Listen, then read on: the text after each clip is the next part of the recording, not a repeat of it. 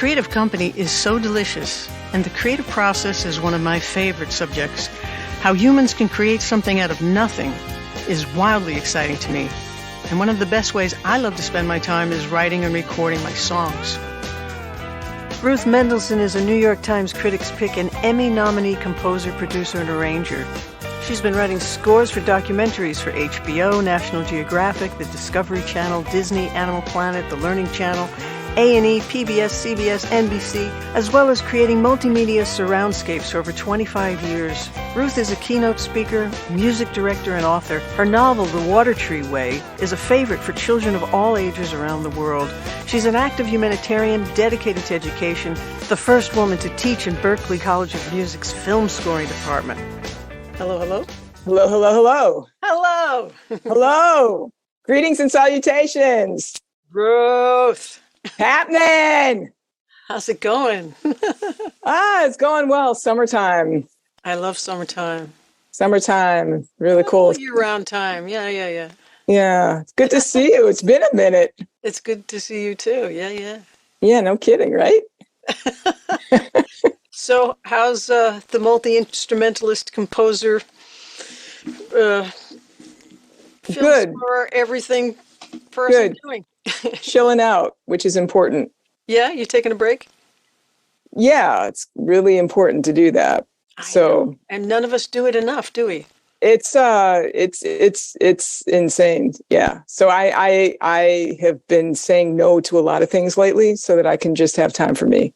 Just live. Yeah. Retank. A human being, rather. Retank. Hey, everybody out there trying to be creative, chill out. Human doing. You know what I mean? Like, take time. Take time to stop. It's important. It is. You get to refresh and you get to rethink things and get a new perspective and live a little and have something to write about that without stressing for it or straining for it. Things just come to you. Exactly. Then there's no doing, really. Yeah. You know, it's kind of back in the flow. Yeah, exactly. How about you? You playing?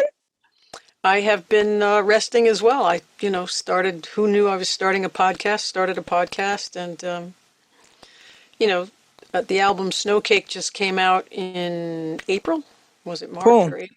So, yeah. I actually have friends coming over on Wednesday to start more recording, but I have a lot of other songs started because they're always in different stages, Yeah. Well, I mean, you're very prolific. It's always inspiring hearing about what you're up to. Well, it's just fun to be us, No kidding.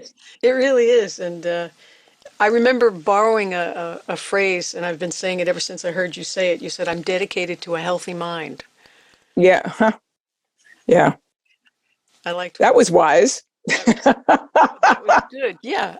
Well, I just had Eric Maisel on the other day, and he was talking about how you have to choose thoughts that serve you. And true. We don't realize that we're the only ones thinking in our own heads. Yeah. Well, the other thing is, and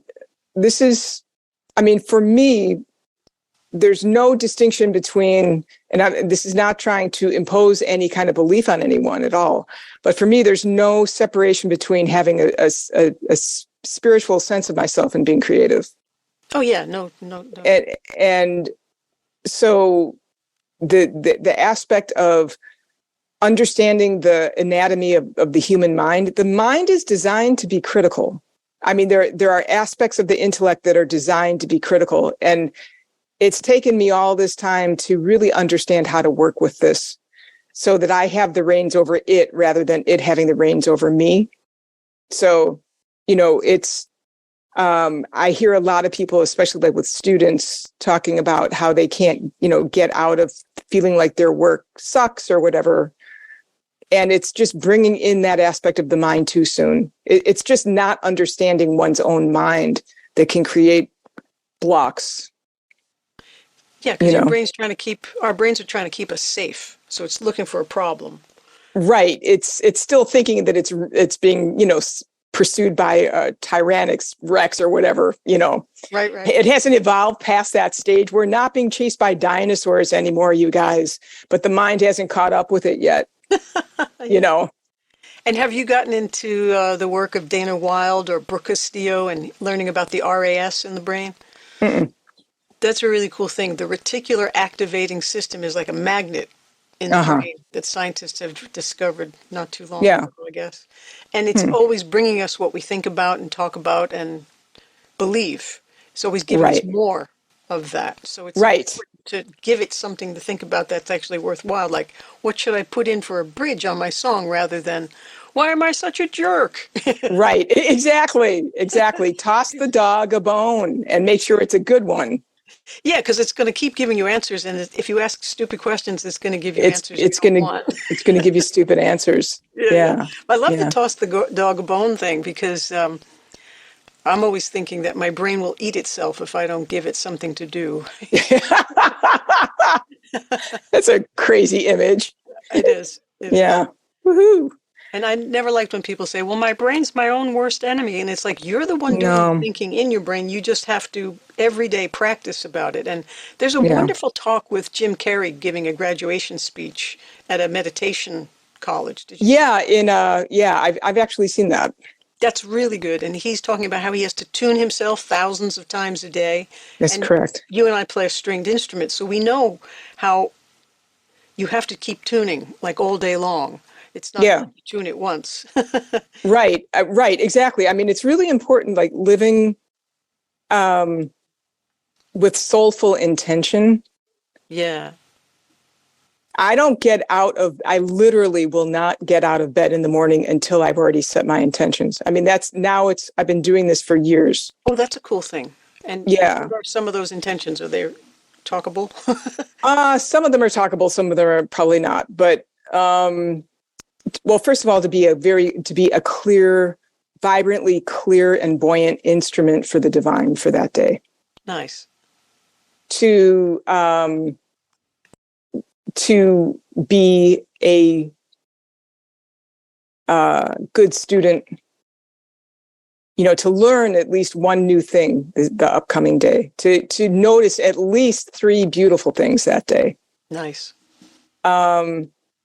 And these are some of them, and it's very quick. I mean, it takes literally, I never really timed it, but it doesn't take very long at all. Right. And to live a day of commitment to being of service. Yeah, yeah. Well, we do a lot of service. We should, yeah. Yeah. Including, but the thing is, but being of service is also being of service to the self. Yeah, yeah. Tell me more. So, it's not, I see some people can think being of service means that you basically sacrifice everything about yourself in deference to something else. To me, that's not being of service. That's being, codependent maybe, but, so, but being of service is to be of service to oneself, is to be of service to one's talents, to one's body, to one's health. Yeah. To have compassion okay, this is something that I do, in the morning, that I pray for a mind that creates no harm for anyone in thought, word, deed, or action, including myself. Nice.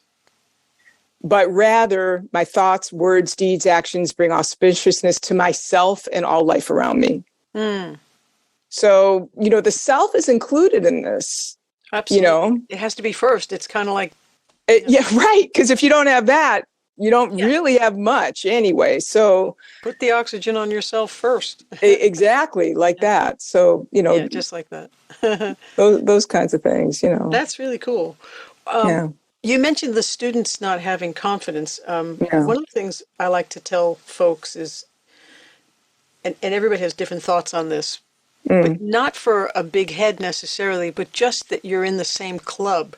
I always say, just channel your favorite artists. If you were already friends with these people, you'd be trying to live up to their standard. If you were able to hang around them, you can wake up feeling like a slug, but, if Stevie Wonder knocked on the door, you wouldn't say, oh, go away, I'm feeling so inadequate. You would just all of a sudden be like, holy cow. Yeah.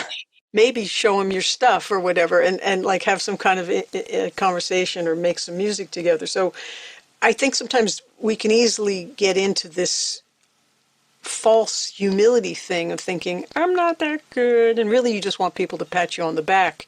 And the students are used to the parents just booing them, you know, Yeah. if you had some decent parents. And Yeah. you don't need that after a while. Like after 18, you need to start building your own validation inside. And part of that is, you know, like for me, it was like the Beatles were like, if we can do it, anybody can do it. And I just thought, okay, well, I'll do it too. You know, they were Right. like four uncles for me. And I Mm. was young Mhm. enough to avoid all their bad ideas, but I was Yeah, influenced. yeah, And stepped in at the right time. Yeah. yeah, because, you know, everybody goes, oh, you must have been a real hippie in the 60s, my students will say. And I'm like, I was an infant in the 60s, but I did, Right. I did catch up eventually and enjoyed the music. But, you know, I was never a party person or a stoner or, you know, a drinker. I really was in it for the music, you know. Right. And that's the part that gets me the most excited and really spins my chakras. So I'm always saying, listen to your favorite music before you go to bed and first thing in the morning, maybe, you know, but imagine that you are already who you're desiring to be and just be that person for the day. Because if Yeah. you're that cool and that productive and that, you don't have time to keep putting yourself down. You're just going to go do the real work, which is have fun with the music, you know? Right. Right. Well, I think that what this is pointing to, though, also is just, to me, it's a deeper issue of who are you? Mm-hmm. You know, who are you in the first, like, who are you? Why are you here? What were you born for? Yeah. What's the purpose of life in general? If you don't ask yourself these kinds of questions, everything else is going to be putting some kind of a Band-Aid on top, whether it be drugs, alcohol, or work, even for that matter. You know, I see a lot of people, especially in America, because I travel a lot internationally these days. America is known for putting, bandages, material bandages on things because these other questions are not really asked. Yeah. And then you get things like, you get the kinds of issues that we have in this country, mental health wise. Not that there aren't mental health issues in other countries too, Mm-hmm. but I think as far as confidence goes, Mm-hmm. for me personally, a very important component of confidence is humility. Mm-hmm. But this, again, I always operate from a more, for me, everything it comes out from a core of being connected inwardly, spiritually speaking. And so that's my reference point. Yeah, you have to be anchored to something. Right. So that's my thing with it. But I think without humility, like, to me, the music is so much greater than me. Mm-hmm. It will always be greater. It'll always be it'll be infinitely greater than me, because it's real music to me is such an expanse of endless effervescent possibilities that it's humbling to be in the presence of that. And it's humbling for me to be in the presence of like real great masters who I've had the opportunity to play with, like John Barnes, who passed on about 2 years ago, a year or two ago. Anyway, he was very extraordinary session player out in LA. And I had an opportunity. He asked me to be his bass player one tour. Nice. And I learned more rehearsing with him in a week than I had learned in 10 years. Like what? Just his ideas, the vibrancy of his ideas, the requirement to be completely meticulous with your ear. Like, he would play something on his keyboard, like, and everybody would have to like play it right back. And if you didn't, he would just look at you like you didn't get it. And it wasn't a threatening, like, you didn't get it. It was more like, you're better than this. Come on, get on it. It was just this requirement of rising to excellence within oneself, but it was completely born out from total humility, because the music requires a commitment to excellence. It's we all owe that to the music itself, not necessarily to ourselves, because we're flawed beings, and there's got to be room for that. We're magnificently flawed, beautiful, flawed beings. Things like the arts, though, have a height and effervescence and power that transcend any kind of human frailty, in my experience. And I am strongly guessing in yours too. Why? Because of the music that comes through you. You're a beautiful musician, so, but for in my experience, real confidence is when I put myself in the rightful relationship with the music, which is that the music is bigger than me. That allows, what's that? You want to do right by it. I want to do right by it. I want to be honoring of it, and I want to enjoy it. Yeah. Like you forget once you get out of college and stuff, it's not a test at this point. It's hard. Right. It's actually really, really fun. And, the thing, and it requires trust. There are just a lot of things that it requires. There's a gospel choir that I've been playing with on and off for decades now. And there are so many times, like when we're touring, and it's been a while because we haven't toured. We certainly didn't tour during COVID, and we're getting back together in October of this upcoming October, but that'll be the first time in a long time. But when we were touring, every night it would be different. Like the band, there would be kicks. Like if the leader would say, "Okay, hit me twice," would it be da, or would it be da, or would it be da, And the band, we were just like a flock of birds. Every night it got to the point where we would just feel it together. It was always different every night. And you'd all hit at the same time? And we'd all hit at the same time. Oh my God. And that's that kind of humility, though. Like, you've got to especially with that music, you've got to let go. It's like this combination. It's like playing violin. Like playing gospel is like playing violin to me. So, because for violin, I am not a good violinist. I actually really suck. But to write orchestrally, I have studied the violin so that I can aesthetically understand more how the color is created. Oh, cool. Yeah. That's why I've been studying it. Not to really be a violinist, because it's like, fix your brakes kind of thing, But it's like, but to hold the bow on violin, it's a very Zen thing. You hold it, but you don't hold it. It's totally Zen. It's like, if you hold it too much, you're not going to get the sound. Yeah. It's a very do, non-do kind of a thing. And it's the same thing with that kind of gospel. Like you're completely doing it, but you have to be completely open to letting it play through you. Is there a conductor or a director? Yeah. So is somebody kind of cueing some of these things, or they're just letting you all go? In theory, but when he's playing keys, he's not even facing us. Right. He's facing the audience.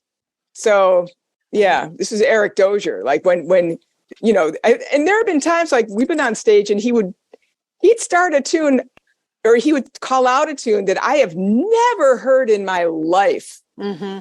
And I'm like, Eric, what key? Just tell me the key. And he would be talking to the audience and basically just in his bob that way. And you just have to fall into it, but that's what I mean about the beauty of the thing about being humanly like, feeble, even in a way. Is it? Yeah, it kind of then that provides, that's the crack in the human chassis that lets the universe play through you. Yeah. If that makes any kind of sense.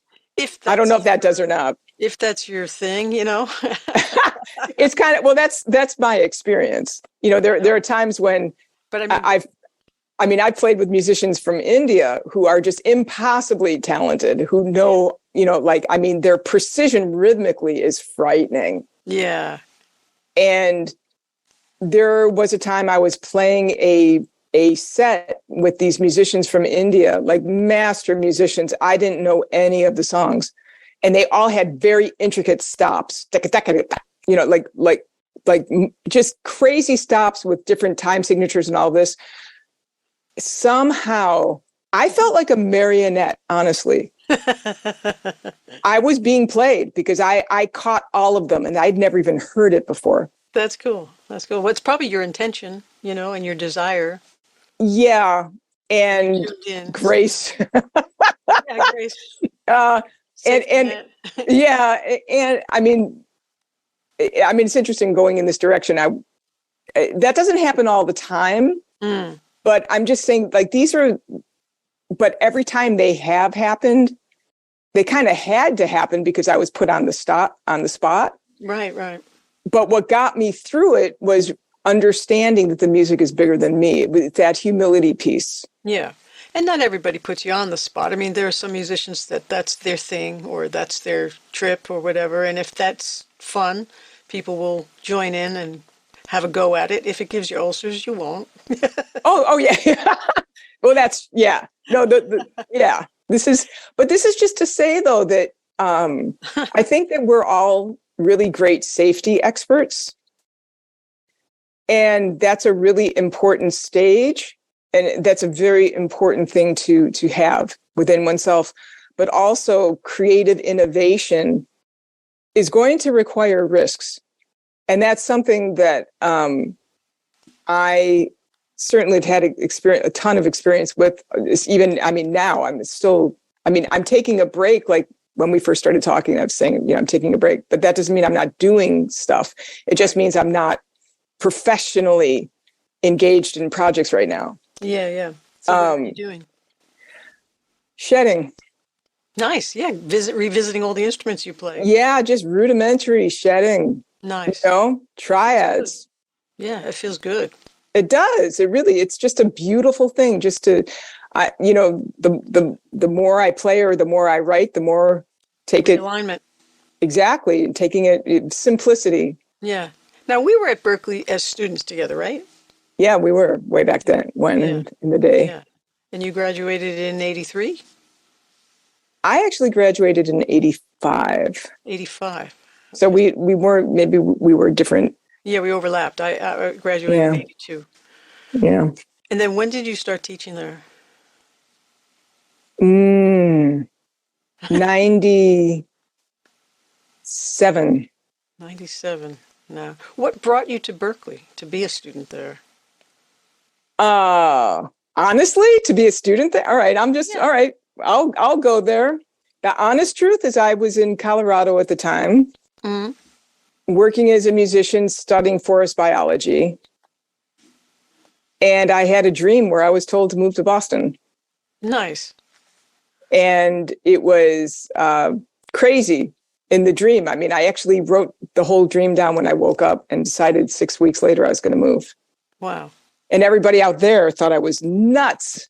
And did you know who was speaking, or did it matter? Who was speaking in the dream? In the dream? Yeah. It was what I was shown. I actually drew a map, and what I drew actually was Mess Ave and Bealston, so I was close. Wow. And it was from the dream. Yeah. That's really interesting, because that's the only two streets we know. Yeah. Right. Everybody goes, you've been teaching there 40 years. You must know Boston really well. I'm like, no, not really. The places keep changing on the street. So, it's like a new place. Yeah. So I was told in this dream that it was time that I needed to learn how to really, I needed to learn how to really read music, because I was a musician, but I didn't know anything academically at all. And you were playing bass and what by that? I was playing guitar at that point. I was not playing bass yet. Nice. I was playing guitar. Were you accepted as a guitar player? Yeah. Wow. Yeah. And so then what? Yeah, Oh, how go long ahead. did you spend in the guitar department? About a year and a half, maybe. But I always wanted to play bass. I mean, I just loved bass. I know. And so I decided to switch over. And then the best thing that could have happened, and this is actually something I think is really important to share. Okay. Because especially in this world, the way things are now, because people are, I'm sure you've seen this, like, in terms of students, there's a lot of really great energy. There's also a lot of anxiety these days with students and non-students for that matter, not having that perspective of if something quote wrong happens, there might be a golden ticket somewhere when things don't go the way that you want them to. There just might be a golden seed in there. So what happened to me was I was playing with Eddie Uribe, if you're the drummer. I remember that name. Yeah, great drummer. He passed on a few years ago. Oh. Great drummer. We were playing, and at the time, his wife, Rachel, I forget her last name now. I think she played with Steps Ahead and Keena Keel on vocals. And I was playing bass, and we were playing Spain. Nice.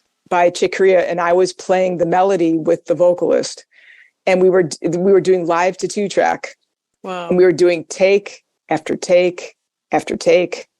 And then something happened, and my right hand just like turned to cold water. It was really scary. Ooh. I couldn't play. Oh, no. Yeah. So that then led to, and I was in school at the time. So I went to all kinds of doctors. It was not carpal tunnel. It wasn't tendinitis. It wasn't anything, overuse. Yeah. And then I it's like, so, and every time I tried to pick up an instrument, whether, because at that point I was also deep into keyboards also. So keyboards, guitar, bass, drums, anything I tried to play, the wrist would feel okay for like maybe 2 seconds, 10 seconds.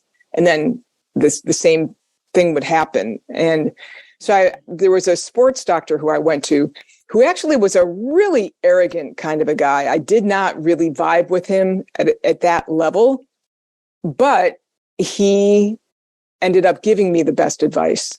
Really? And so he said, you just need to not think about this. Give yourself 6 months where you are not going to pick up an instrument. So at that point, out of sheer desperation, there wasn't anything to do but to listen to that.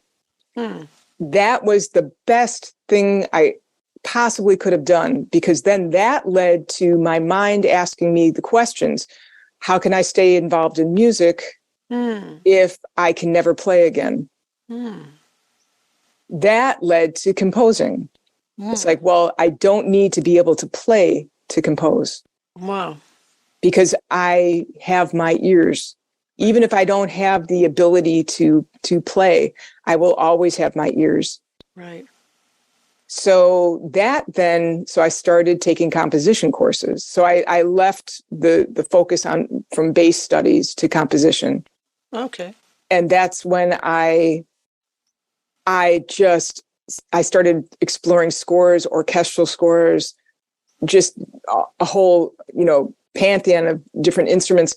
And it was the universe opening up. It's like, oh my God, this is amazing. I mean, worlds that I did not even know existed, really. I mean, I was aware of them, but never thought to be involved in them. Yeah. It was incredible. And then I was thinking, it was like, how can I make a living? This is amazing. Absolutely amazing. So how can I make a living with this, though? What can I do with this? And there was a film scoring department. So I took a couple of film scoring classes, and it's like, how amazing to get inside the soul and the mind of a character or a scene, and to get into that place and then sonically support it through music. Like, what an amazing thing to do. So that's when I switched to film scoring. Wow. And that's what I've been doing now for decades is film scoring. But the other thing is, as soon as it was interesting. As soon as I committed to film scoring, my wrist healed. Ooh. Was it 6 months? It actually was more than that. Wow. And did it was you more than really that. stick to the 6 months that you didn't play? Yeah, I did. Wow. Yeah, I did. Because I had been, the situation had beaten me down to a pulp. Like there was nothing to be willful. Absolutely. Yeah. You know what I mean? I was being very willful. It was really, there were a lot of lessons in that. Humility, not judging a book by its cover, not dismissing like this doctor who I said was so arrogant. He really was arrogant. He was completely dismissive of me when I told him I was a musician. It was like, yeah, right. Because at the time, back then, there were not, and also a bass player. Right. There aren't women musicians. Come on. Right. And the guy was totally of that ilk, like totally dismissive, totally, small. There's a lot of that. Small. Small. Let's call it small. Let's do that. Small. So, I immediately did not feel, I didn't trust that part of him. And yet he also did give good advice. So that was a huge lesson for me in terms of, even if you don't connect with somebody, it doesn't mean they don't have something to offer. True.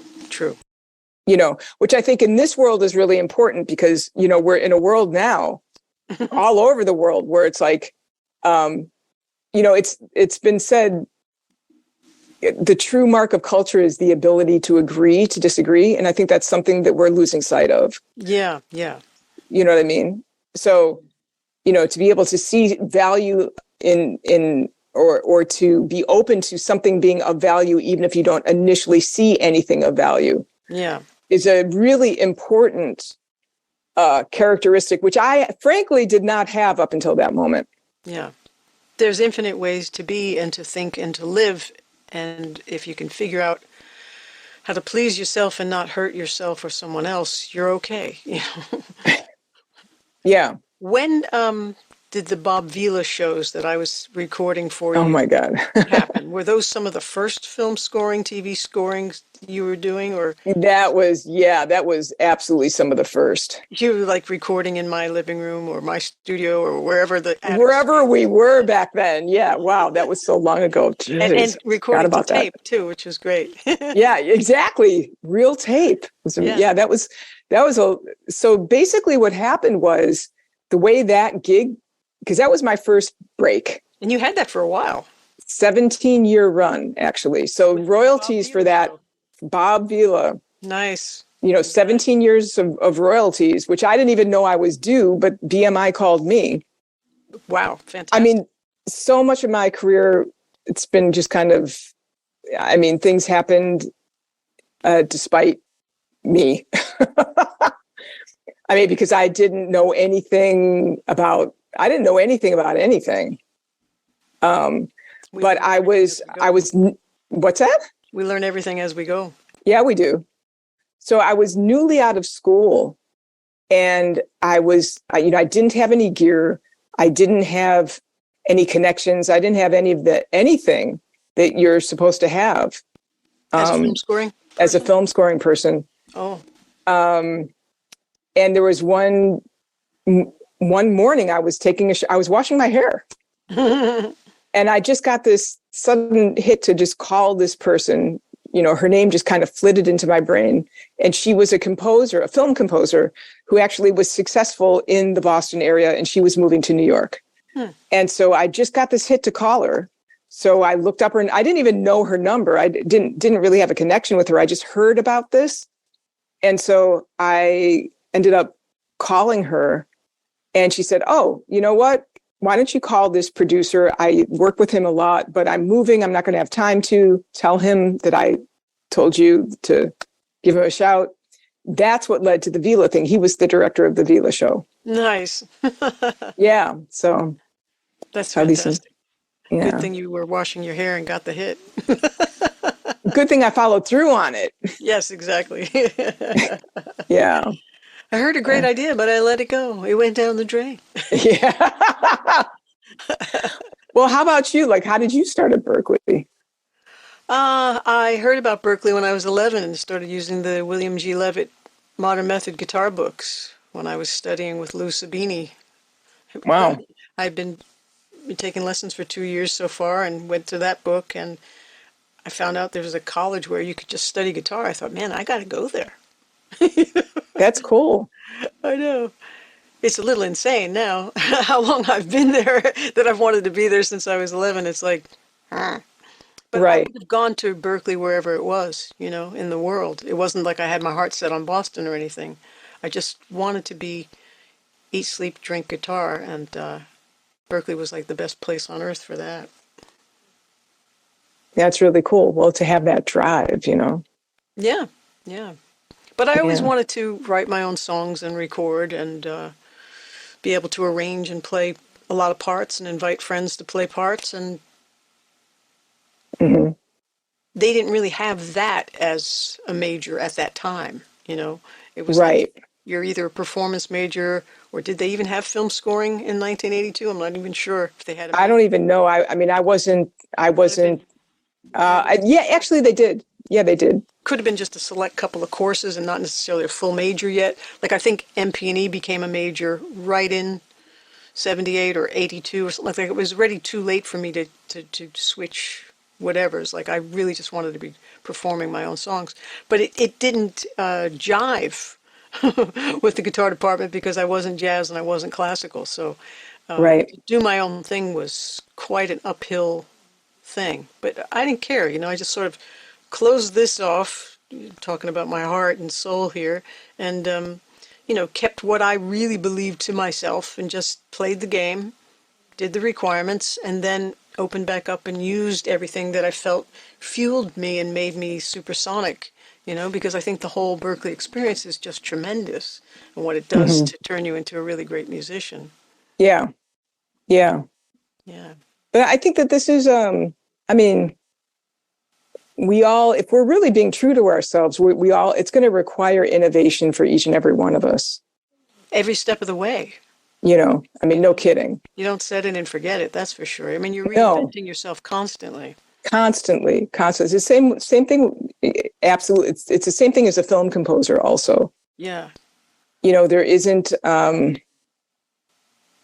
every score is going to have a set of challenges that have never been confronted before. Yeah. It's Might just, require different software or different whatever you've never done before too, and it's like hair yeah. pulling. I mean, it's there's that. Well, there's for me. There's the initial stage of like you Yeah, know, I'll never be but able to then do it this. but then it opens up into there really is a flow with it Yes. where, and again, it gets down to that humility. It's like, this is so much bigger than me. So But just break that down. Don't you have to sort of come back to your true self, like let your cork rise, and as soon as you're aligned and back in tune with yourself, then all of a sudden you start to see the possible way in, right? As soon as you start feeling your best, you can start assessing what needs to be done. true. Well, absolutely. I mean, that's the start. That's But see, that's absolutely. not like tell me more about that. Like, how do you look at the project and think, whoa, okay, I'm not sure what I'm going to do about this, but then what starts happening that you get inside it? Because this is the part that no matter how much we talk about the creative process, nobody else is inside our heads feeling the waves of those different pluses and minuses of I can and I can't. And then nobody sees what happens when all of a sudden there's a way in. Like what's clicking Okay. inside you or changing or Okay. Well, all right. Taking it, there are so many different levels to this. There's so many different layers and there's so many different steps. exactly Okay. The first step in terms of what you're talking about, that like, whoa, that's okay. fear.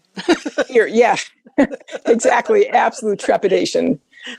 Okay. The first step that I have learned over time is, Oh yeah, that's fear. Okay, fine. Yes. You know, I mean, you go through this enough where you just recognize it for what it is and you don't freak out over being freaked out. Right. You know, it's like, oh yeah, okay, this is going to happen. In my early days, I mean, this makes me sound like a total dinosaur. It's not like that, but when I was first, got a long time to go yet. yeah, we have a ways to go, but like 3 decades back when I was first getting started. Yeah. What helped me back then was reading interviews of other composers who would talk about freaking out. And like one composer, I forget which one it was, an A-list composer at the time, would talk about how he would throw up every time he got a gig. That's some like, people would say that about going on stage too. Yeah. You know, and so just to understand, okay, it's not just me. Right. You know, but okay, for me personally, like I just finished a colossal, I mean, ridiculously colossal film score a couple of months ago. And it was a very dysfunctional schedule. It was not a beautiful film. I mean, a really beautiful film. But there was not enough time for the composer. And I was actually asking them, you need to hire another composer. I wrote all the thematic material, all the motivic work, all the harmonic progressions, all of this. I came up with the sonic palettes, all of this. I said, you need to hire another composer for this. Wow. It's too much. And what they said was, we only want, because they really liked what I was doing. And they said, we only want you. And I'm like, no, you don't understand. You don't. And I actually did end up finishing it up, which was a miracle. I mean, no wonder you're resting. No kidding. You know, I mean, yeah, no, it was crazy. But what I did in terms of getting centered for that, first is just the self-care piece. Am I physically healthy? Yeah. I went to the ocean. That's what to prepare. My partner and I, we went to the ocean. Nice. And spent about 10 days in this little beach house right on the sand. You know, we get up first thing in the morning and watch the sunrise over the water, you know, like that kind of time. That's a great time. You know, and that's for me personally, whenever possible. This isn't always possible. However, these are the priorities that I have in my life. And, you know, what I've learned over time is when you prioritize something, no matter how impossible it's going to seem, it's going to be very likely to happen, but you have to make it that commitment.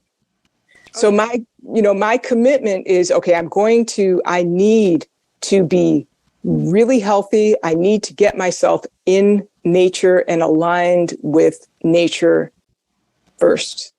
The nature of my body, you know, the stuff of this body, you know, it's made out of 5 elements. I need to go outside and connect with the elements out there to be attuned so that I am grounded in balance. Like grounded, really grounded is important.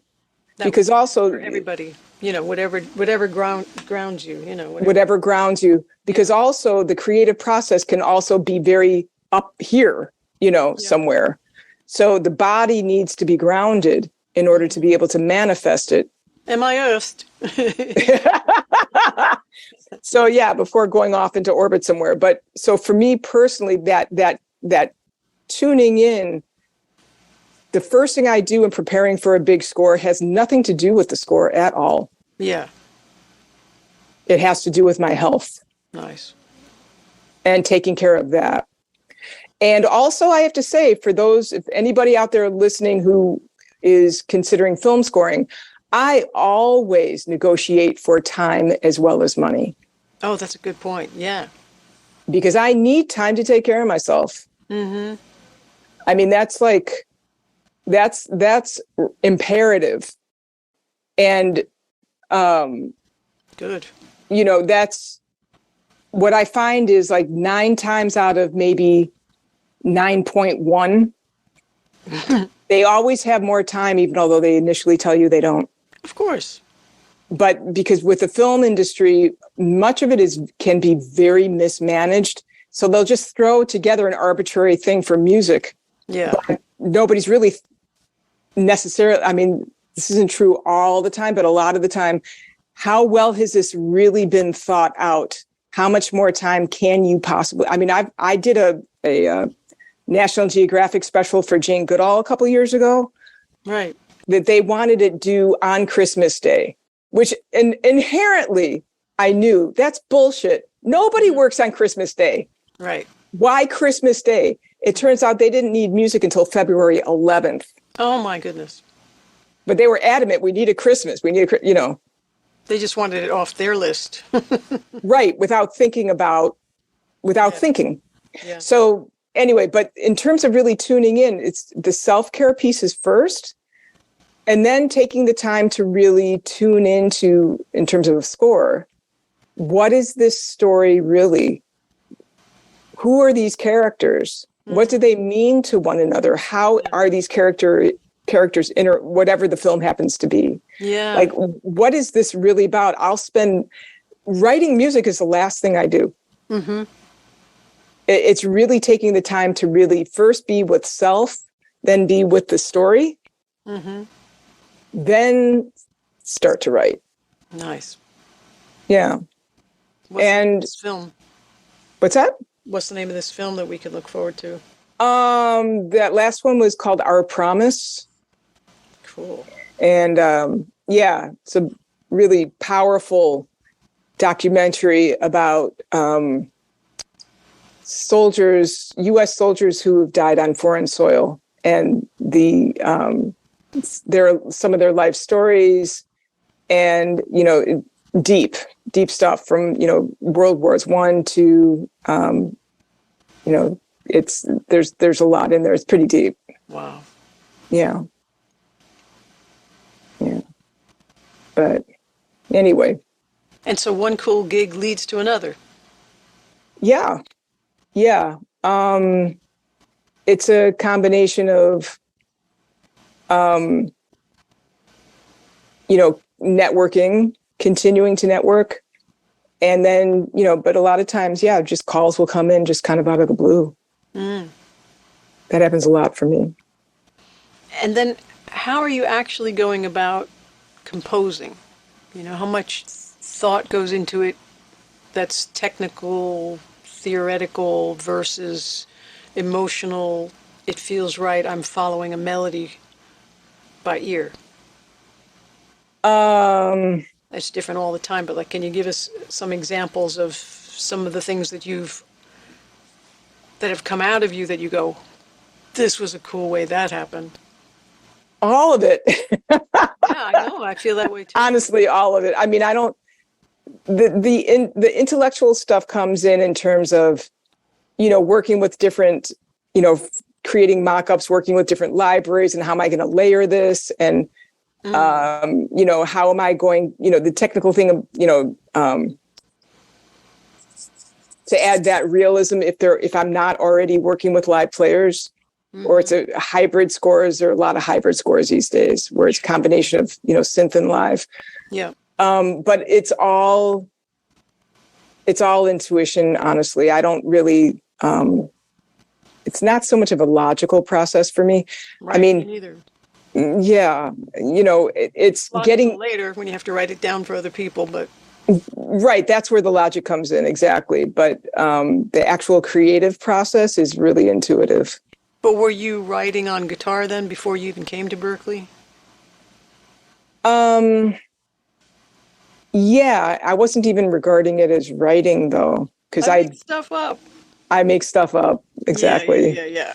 Yeah, way back in that day. Yeah, I didn't consider myself as writing stuff. I was just more like playing stuff. Yeah. Yeah. But I find, especially with a lot of my songwriting students, if they started writing before they understood what they were doing, they still feel like they write the same way, and that's fine, because that's the way humans write. It's how we all write. Yeah, that's right. how creativity happens in a musical sense. Right. Yeah. And yet everybody's creative. Everybody's a human being, so they've got it somewhere, and they're using it for something. Right. For everything. Right. I think also, there's the meat and potatoes of just craft. as a musician, you know, it's just important to have some sense of chops, knowing your way around the keyboard or the fret or whatever the instrument happens to be. You know, there needs to be the craft element. Ability. Ability, right, exactly. A tool that you can express yourself with. Right. But then from that point forward, I think that it's just really important. There's another aspect of just letting go. And this is something that either it's very difficult to describe because it's an experience of something. But this is, again, it's about if the music being greater or bigger than oneself.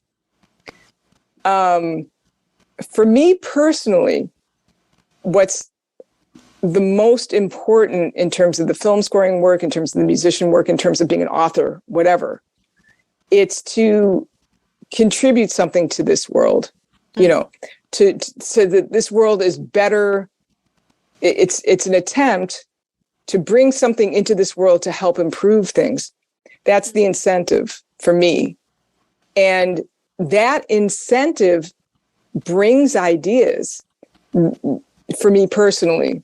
You know, that commitment, that incentive in and of itself invites ideas that I wouldn't have thought of beforehand. Oh, cool. So it's not this is why it's so hard to explain, because how to describe inspiration is a very difficult, you know, I mean, it's just such a wonderful thing when it actually comes. I thought first you were explaining how to get into the zone, even. Right. Because that feels almost like a place or a special room or an energy field that I love being in. Right. Exactly. Well, that is what it is. You know, I like the unknown. I like sitting there with a blank piece of paper or a blank manuscript piece of paper or a blank piece of recording or whatever it's going to be, and an instrument that I'm not sure even where I'm going to start. And I love figuring out, is it happening from a title? Is it just something I heard in a movie? Do I have a phrase in mind? Did I just hit a chord that I'm crazy about? Am I trying a new alternate tuning? What's happening? How am I getting into this thing? And as soon as I start feeling that excitement and that different energy around me, and then this will give me goosebumps, I just start following these trails of deliciousness. And these things start to pop up, and I just see what I can do with them, you know, but I don't have too many serious expectations with them at that point. I'm just enjoying them and letting them grow. Right. I think that for me, what I've learned in terms of with film scoring, that's because you have to, with film scoring, you have a target. You have to be in the zone. There's no choice other than to be in the zone. Yeah, but you have something that you already have, like the prompt as to where it has to go. Absolutely. But again, it gets down to like being fully immersed in the story, being in relationship with the story itself. The story is the zone. Definitely. Yeah. Right. And then from that place, I mean, I've learned more about characters from the score that comes through. Yeah. Sure. You know? Yeah. Because you're filling in the cracks of the dialogue and the story. You know, you're putting in the heart element and the soul element and the real lifeblood of it, so that the actors are almost buoyed in a way that, you know, the whole thing is coming together now. Right. Because the music starts making people feel things before we even know what's going on. True. Because the scene itself is only, it's a relative snapshot in that character's life. Yeah. But the background of that life is what gives that scene meaning. Yes. I love right? And that background is supported by the score. Yes. And so, go ahead. Well, all right. There was an amazing film, a documentary that I scored many years ago at this point. What was the name of it? I think Fred's Holiday. And it was about this guy named Fred who was falsely incarcerated, basically for being mentally retarded. He was in a sweatshop for almost 70 years. Oh my God. This was in Connecticut. So this is documentary. He got out and took a trip to Rome. And this film is about his trip to Rome. Wow. The director, a guy named Eric Nudell, sat down with me. Now, this was a short documentary. It's 30 minutes.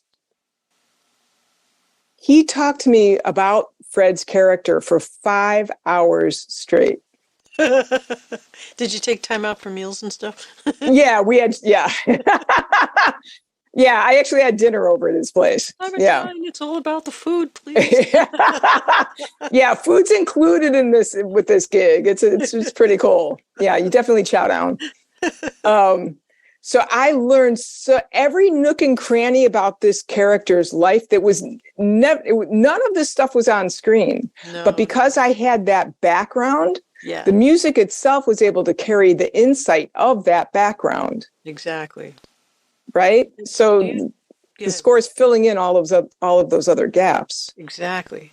So when you have something coming up, let's say, like I heard another film scorer say this, if he's playing a piece of music and it's coming up where all of a sudden something scary is going to happen, there's going to be a gigantic loud sound from the orchestra, let's say, he doesn't even put it on the same piece of music that the players are looking at currently. He makes it the beginning of the next cue, because he doesn't want them to get all tense seeing that it's coming, bearing up to get loud, because he feels like the energy of the musicians will give it away to the people watching in the theater. They'll feel it with the preceding notes. Yeah. Were they teaching you things like that in film scoring too, to put it in the next cue so that no, that's just something you do. But that was never taught. That's just something you the more you do it, you understand that, you start to hear how to work with the players to get the energy that you're seeking. Yeah, and you got to stay calm. Don't even anticipate that thing because you're not supposed to know about that yet. Right, exactly. I mean, you can also, if the players are really good, they can also be directed.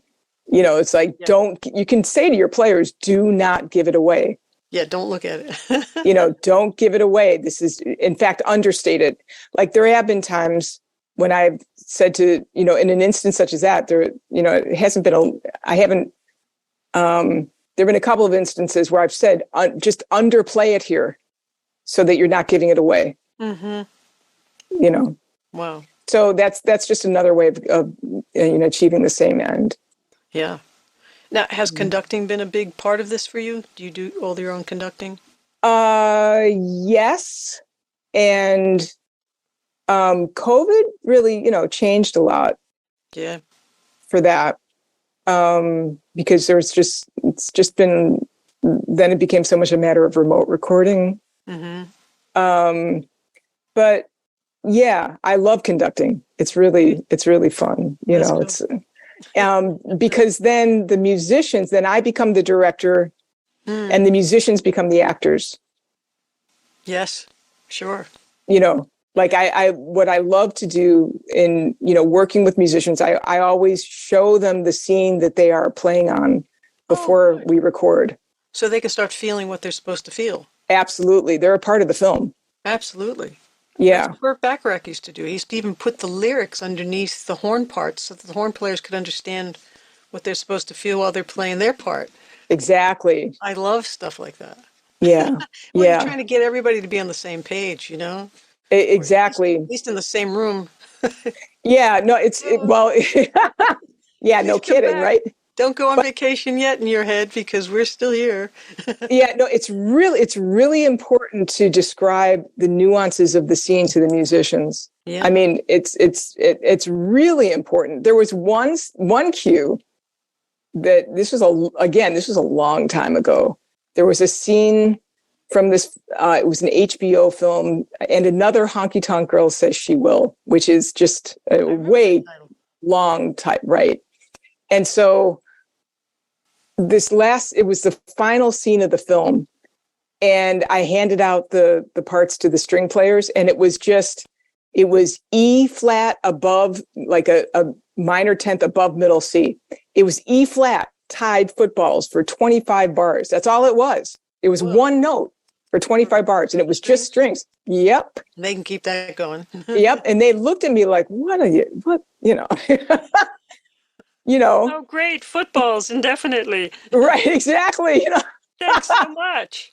right. It's like, oh, so happy to be here. So, but there were dynamics within that. Sure. But it was just one note. And I explained the scene to them. I said, look, the reason this works, the reason this is going to work is because the scene itself, there was a woman, a young woman, really well acted, well shot scene, blue light. This woman was slowly, it was the end of a gig. She was a musician in the movie. Mm-hmm. She was slowly looking at herself in the mirror, taking off her makeup and slowly realizing, oh my God, I have become my mother. I have done everything with my life that I was adamant I would never become. Oh, no. And she just realized that she had repeated the cycle. Oh, wow. So it was, and she's still young, so she could, certainly turn it around. Yeah. But it was a moment of like real inner truth telling. And I rewrote that scene about 5 times. Each time taking out more and more, just sculpting, like less and less. And I find sometimes, not all the time, but sometimes when I'm scoring a scene, it's really like being a sculptor, just taking out to the bare minimum of what's needed. Yeah. And so it finally got down to just one note. That was the 5th version. I was like, this is the one that's going to work. And it took a bit of convincing to the director. But they said, okay, go ahead and just, try it. Yeah. But it was perfect because it didn't go anywhere. It was just like her. She was stuck. Yes. And she was trying to move forward and she just did not know how. So this one note, because it needed to resolve, it needed to go somewhere. And because it wouldn't, it was the perfect tension builder. How did you think? What's that? How did you think of it? Like you said, you were sculpting and taking things out. Was that note in there? No, it was another approach. Yeah, there was a whole other approach. So it was just another approach. I mean, do you remember some of the thoughts that led up to how you came up to that choice? It was getting to know her. It wasn't thinking. It was feeling into her. Yeah. It was stuck and there's no. Yeah. Yeah. Like if something's not going anywhere, then why would a note go anywhere? You know what I mean? It's like. Things have to make sense.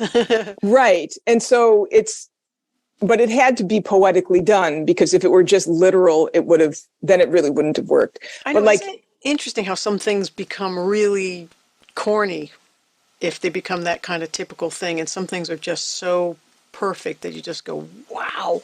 Right. It just nails it. But I think it's the ability to really empathize with what's really happening within the inner life of the scene. Because if it's just describing something like, oh, this is tense, so therefore I'm going to put tremolo. Well, yeah. Don't make it. Yeah. You know what I mean? Because if it's just like stock, reaching for something, being a parrot, then, that's going to be, subpar. No, but if it's from the inside out, though. Yeah, you can't argue with that, really. Yeah. That's actually felt and experienced, then people relate to that. That's really well put. You were talking about notation or dynamics and things.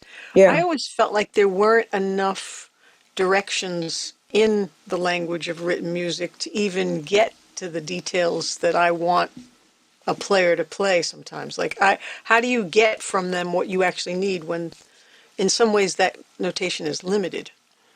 That's a really good question. Part of it is technical. Part of it for me, as a conductor. Yeah. Part of it is understanding the instrument so well that I understand how sound is created. Yeah. Like, so for example, if a staccato for strings is not tight enough, I know because I have been studying the instrument, I know now I can say to my players, just pinch the bow more. Oh, cool. Yeah. You know what I mean? Sound. Yeah, sure. So part of it is craft in that kind of a way, Oh, that's really cool. So that's part of, so that requires study on my part, What's possible. knowing what's possible. I'm constantly needing to study, like constantly, if I'm, depending on what instrument I'm going to be working with, I have to understand at least something about that instrument or I'm useless, it's not going to. It's almost infinite for every instrument. So yeah, you've got a lot to keep. There's always, but this is also, there's a way to shorthand it where, I do have musicians who I can call upon and say, hey, will you play through this part and tell me, from your standpoint, what is it that, what makes this playable? What makes it difficult? To get more of this kind of sound that I'm looking for, how would you want to be told? Oh, that's awesome. It's really smart of you. Yeah, well, I don't know if it's, it's just. Help me. Yeah, help. Yeah, that's what I mean about always being a student, though. Yeah, sure. But this is also, and this gets down to that whole humility thing again. Yeah, because if you feel like you know it all, you won't ask and you won't really get to what you need. Right, exactly. And also there can be this thing like posturing, like, well, I should know this. I know, and that's a drag. That's so stupid because it's I don't know this. I just don't, okay? I don't. So will you please help me? That's why I wish, well, I think this is why we can create our own atmospheres. Like when we work together or when we have people that we handpick.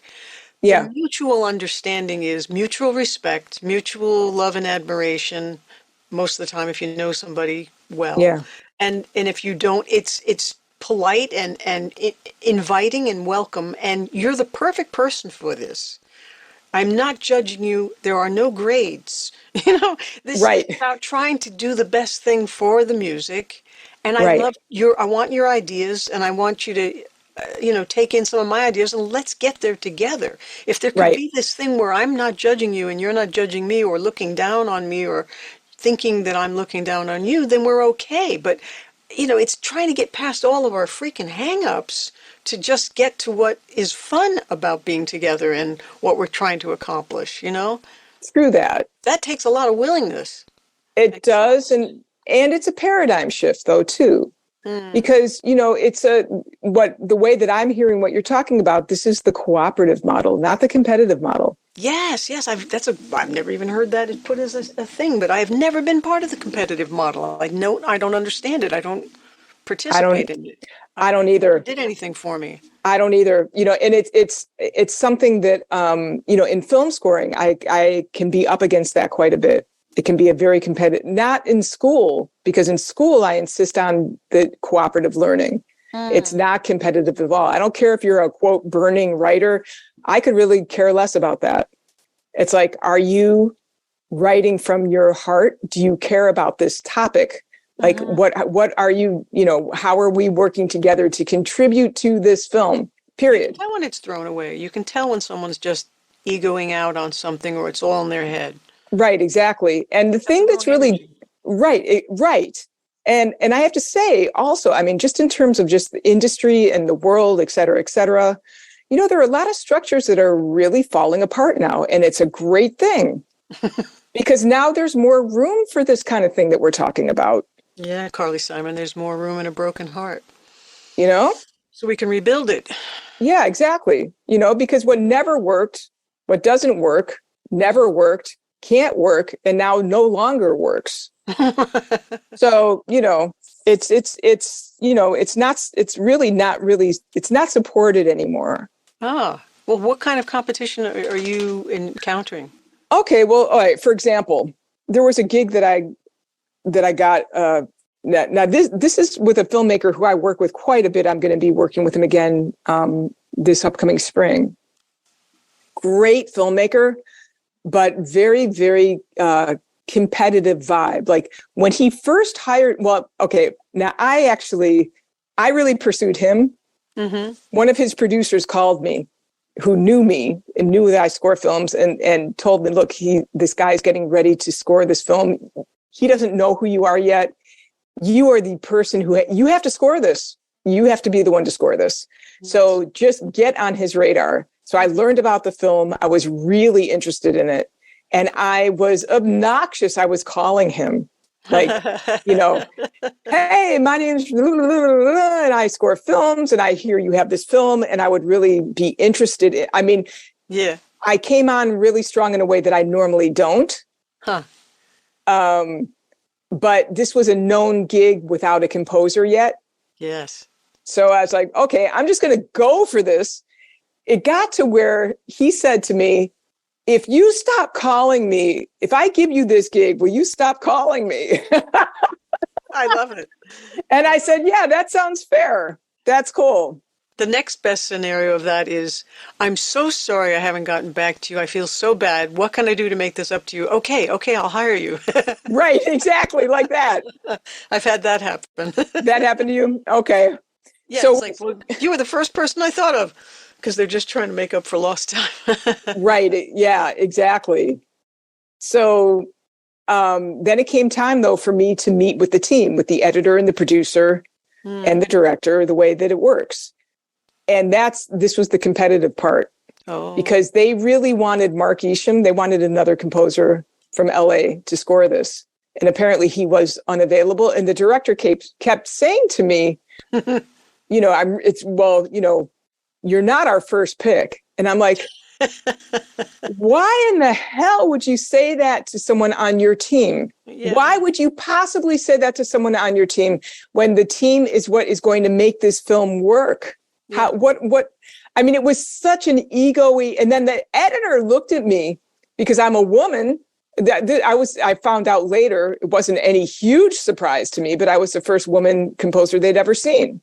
Oh my God. Right. And the editor looked at me and said, well, we'll see who's got the big guns. That direct quote. Wow. Oh, no, bullshit. Yeah, yeah. So I went home after that meeting, like, I don't even want this gig now. Like, this is just, bullshit. I don't, Yeah. But it's like, okay, but here I am.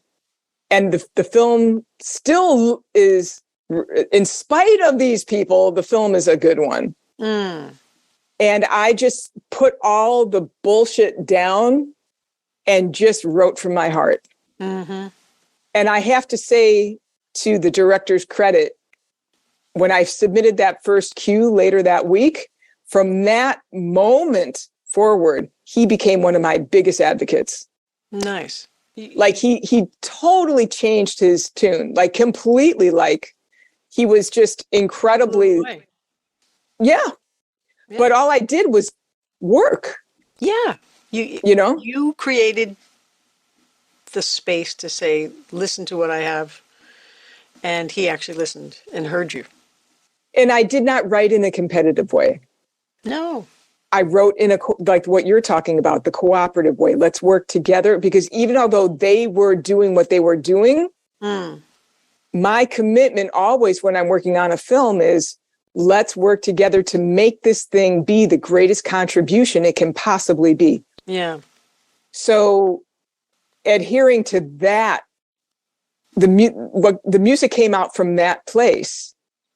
Good. And the thing that was amazing, to the director's credit, I'm not going to say his name right now, given what I just said about him before. I'm not going to, I think that might be a mistake. But to his credit, he really, truly, truly turned around and was, yeah, I mean, he was amazing. The editor also, I mean, they don't work together anymore, but they still individually continue to call me for stuff. Oh, good. It's double the work. Yeah. You win. Yeah. Woo. Hopefully we all do. Yeah. But do you think they were doing it on purpose, thinking that they were goading you to give them your best work? Because some people think they get the best out of people by beating them up. They don't get the best out of me that way. I think that I think that it's a combination. I think that there's some real truth to that. I do know some directors who think that bullying is the way to get their I'll team show to you. work. I'll just give you the best damn thing you've ever heard. Yeah, no, I think that I think that there was some truth to that, but I think that but that still goes along with that competitive thing. I don't. Well, it's worse. It's compounded with the woman thing. So Yeah, it's real bullshit. But absolutely. Over time, well, there's something else that happened. Before that, somebody actually stole my work and put it on their demo. Whoa. Yeah. And this was from a producer. I mean, this is the kind of stuff, this does not happen very often. But I think that it's something just in keeping with what you're talking about, though, in terms of, I think for those of us who know better, it's for us to do better. And then every cream always rises to the top, So even if there's, really insidious ego, misogynist, stuff, to just stay true to oneself in terms of I'm going to stay grounded. I'm going to come from my center, right from this zone. I'm going to, regardless of the political static that's around me, I'm going to find my zone, stay there. And I'm not going to write until I get there, and then write from that place.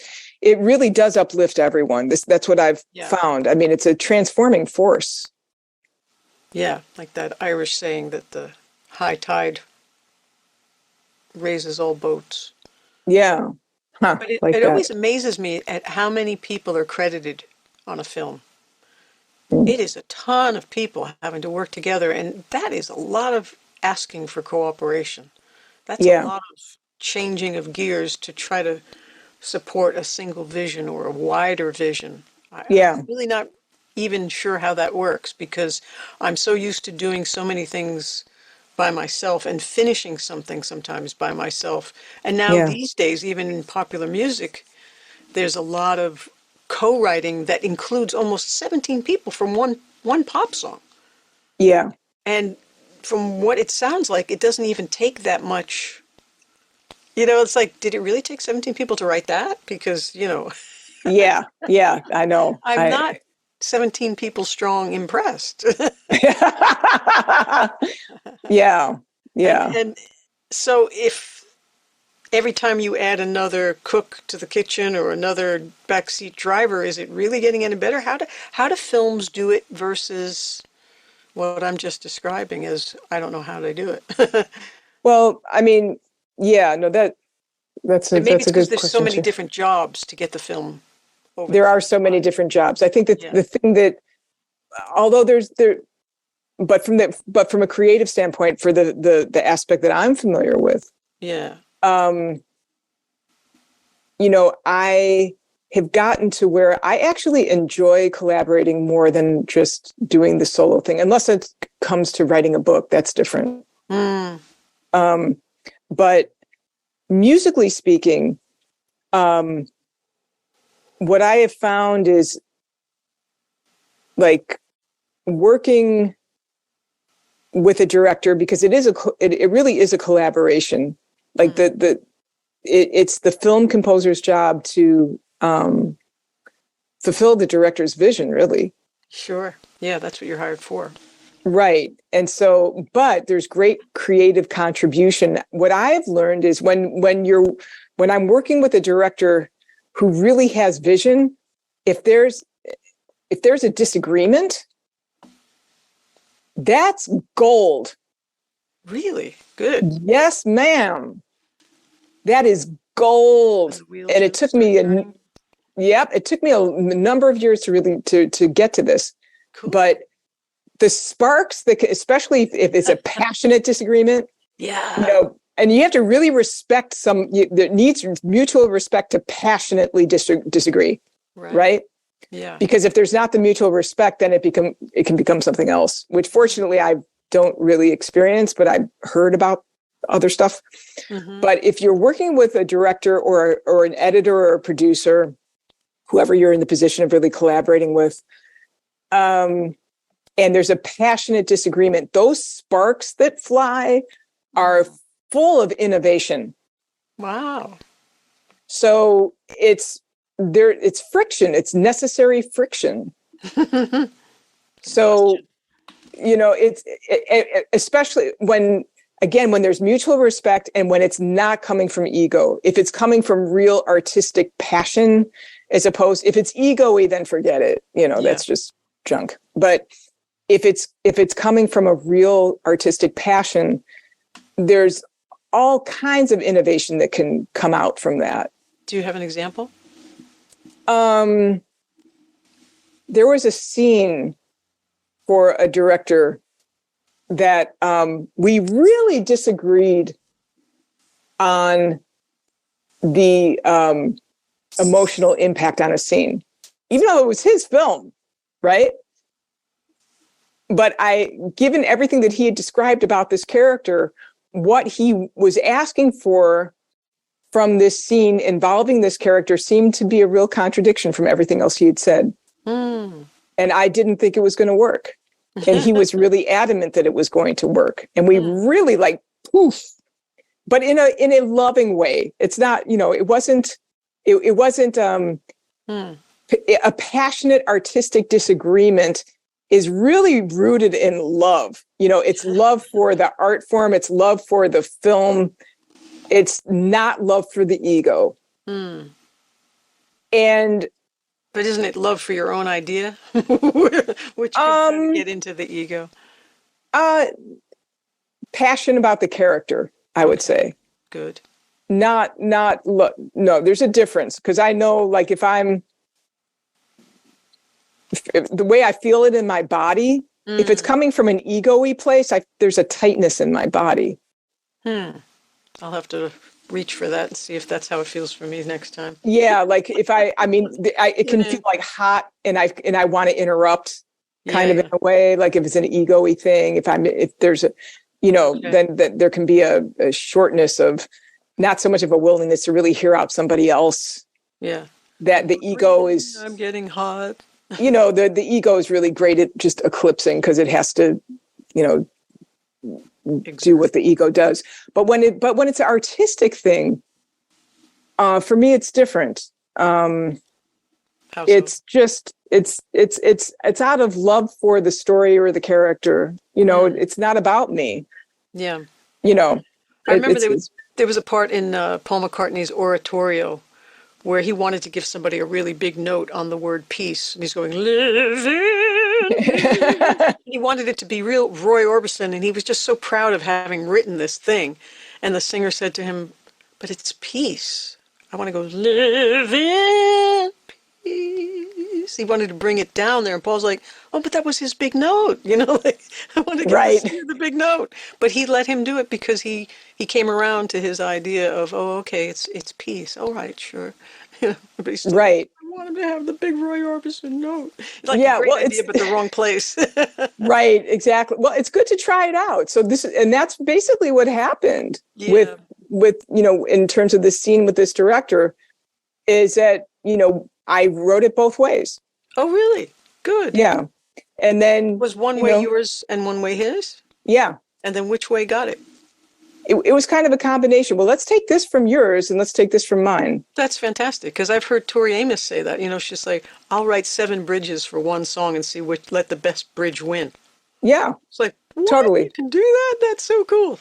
Yeah. So when I had trouble with a bridge, I wrote 3 or 4 different bridges, but I did exactly what you just said. I took the best moments of each bridge and made a 5th bridge.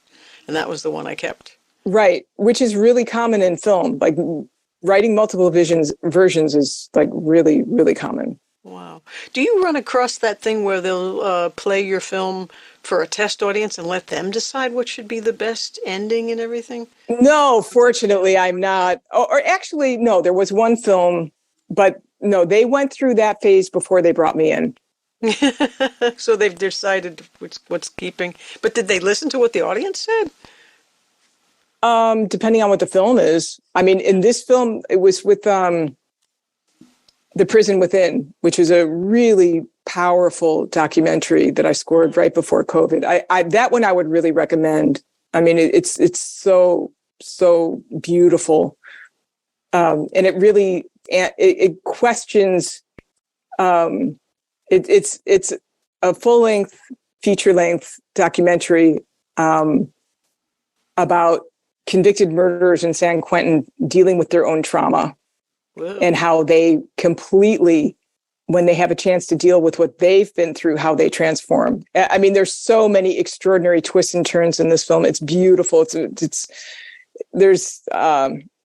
won several awards. And I say that, I mean, a lot of films I've worked on have won awards, but I don't really talk about that part. But for this film, I will, because it adds, you hear awards, it adds credibility.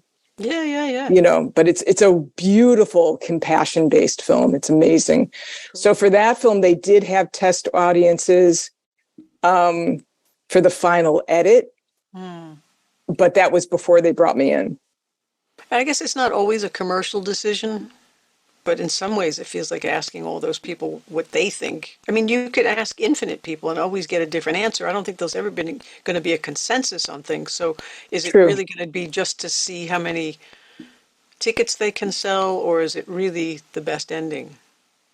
I don't think there's one set answer for that, because there are different motives with different films. For either, yeah. But in the case of The Prison Within, they did have test groups because they had concerns about things coming across in one way or the other, and they wanted to know if that was translating. Okay, yeah. So that's... You're doing the best bridge from several bridges. You might be doing the best ending from several different perspectives as well. Yeah. I think, because if the point of a film is to reach people... Yeah.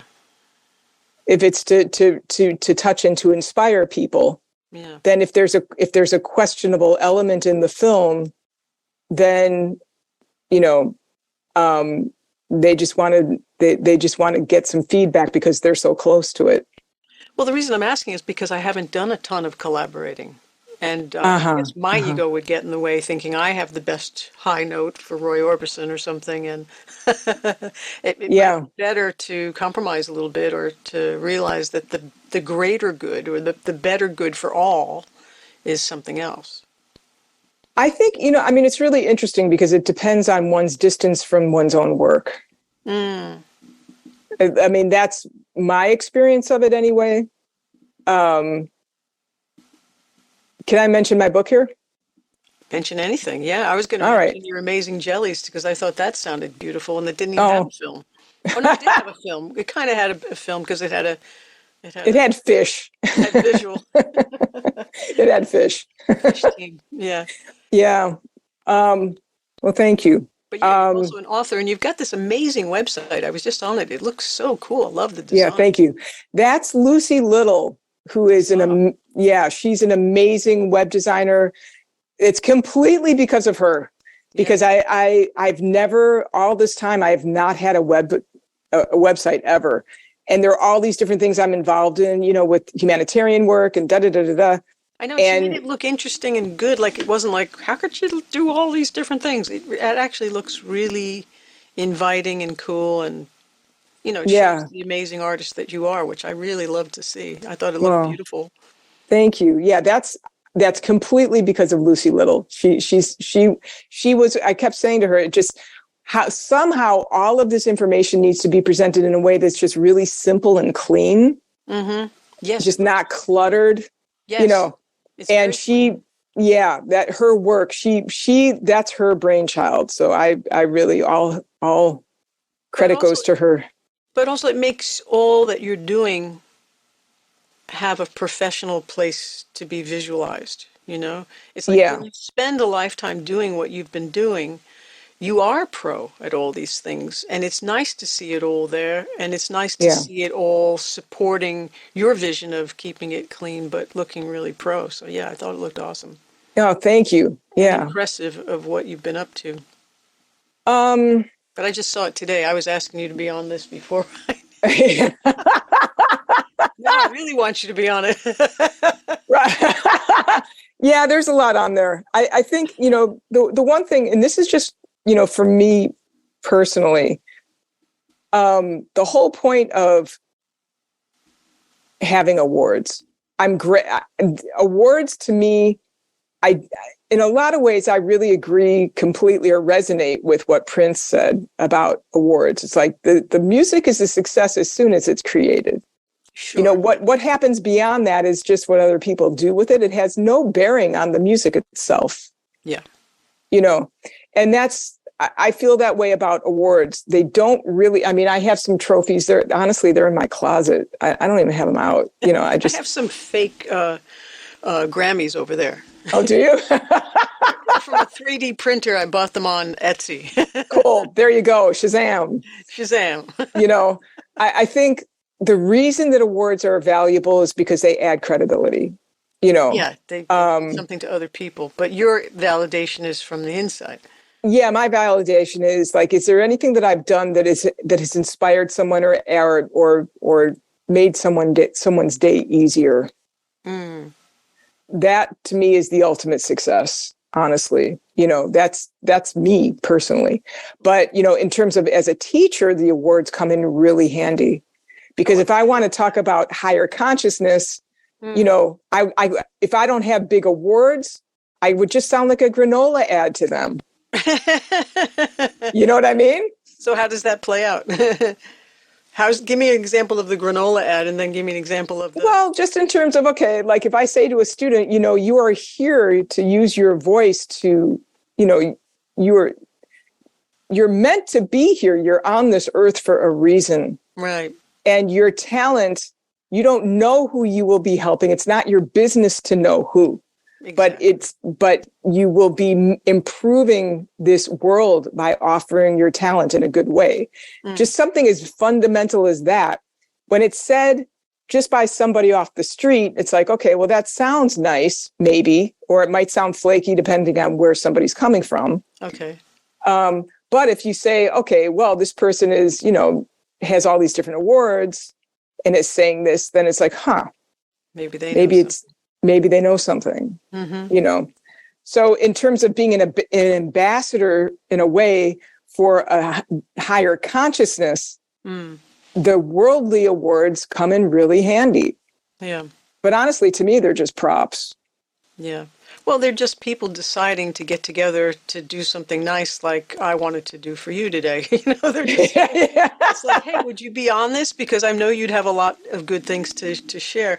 And it's just someone else's opinion as to, who should get this thing or who shouldn't. But it's just as made up as this podcast is made up. So you can make up your own awards, but you should just make up and look back and credit your successes in some way.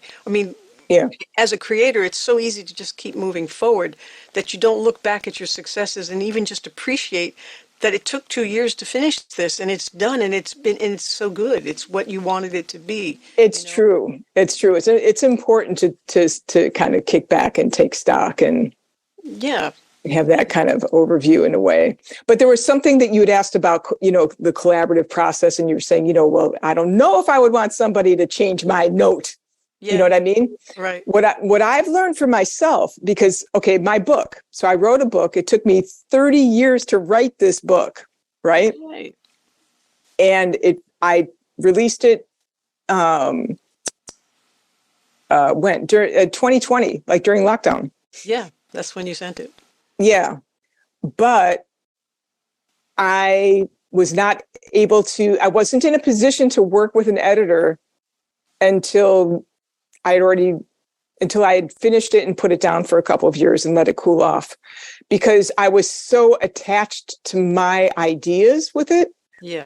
That anything anyone would have said about any revision or anything, I would have rejected right off the bat because I was so close to it. To hear it. Yeah. So after putting it down for a while and realizing then that kind of distance allowed me to have a more open mind if suggestions were made in terms of making some revisions on things, which made it a much better book. Cool. So I'm just saying, in terms of the collaborative process, I think it really depends, at least for me, it depends on how close am I to my ideas. True. One aspect of it, for sure. Yeah, that's one aspect of it. Yeah. But there's the other thing too. It's like, if you really feel conviction, like, no, this has to be like this, then as part of the collaborative process, like, okay, well then that's going to be like that. Yeah. So in situations or circles you've been in, is it almost that the person who has the most passion for something gets their way? Because it doesn't always mean that the loudest person has got the best idea. Yeah, no, that's a good point. No, what I have found in my experience is that the collaborators who I love to work with the most are the ones who are always willing to at least try somebody else's idea out. So that then you can tell after, Yeah. I think it gets into dangerous territory. It's like, no, that idea is not going to work without even trying it. Yeah. Then,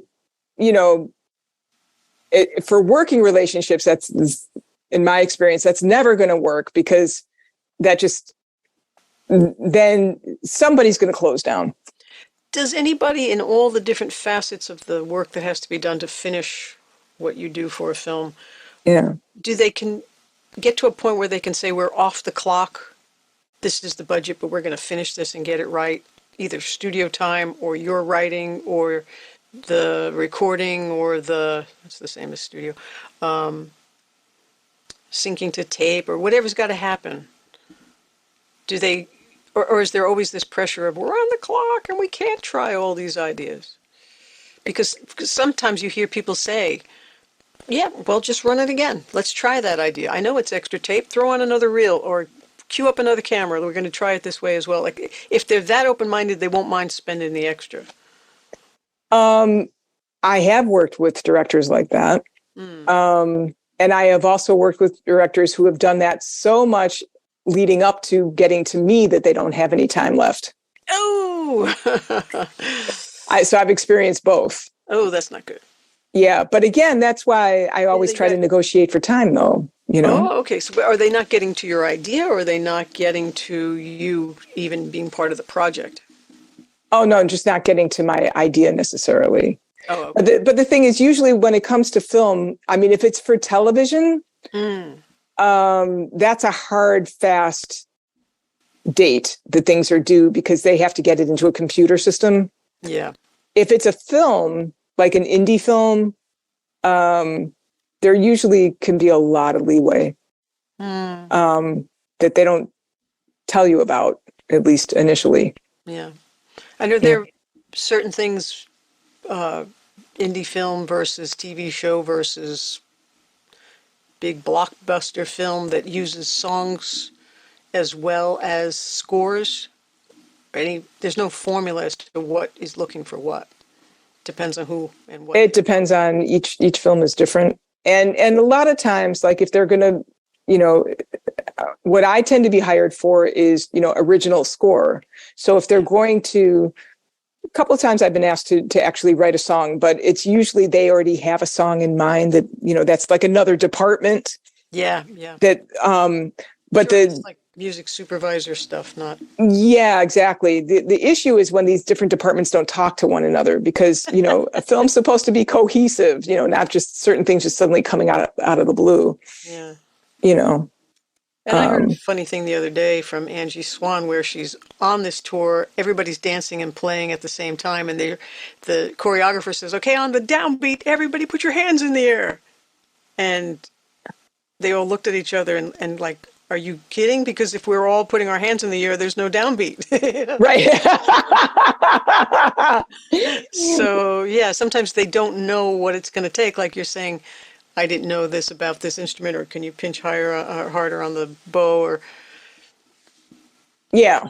Even when I had Sandy Cott come over to play violin on a couple of my tunes, I wanted the chunk, chunk, chunk kind of nice sound, percussive sound that a violin can do that was on Constant Craving.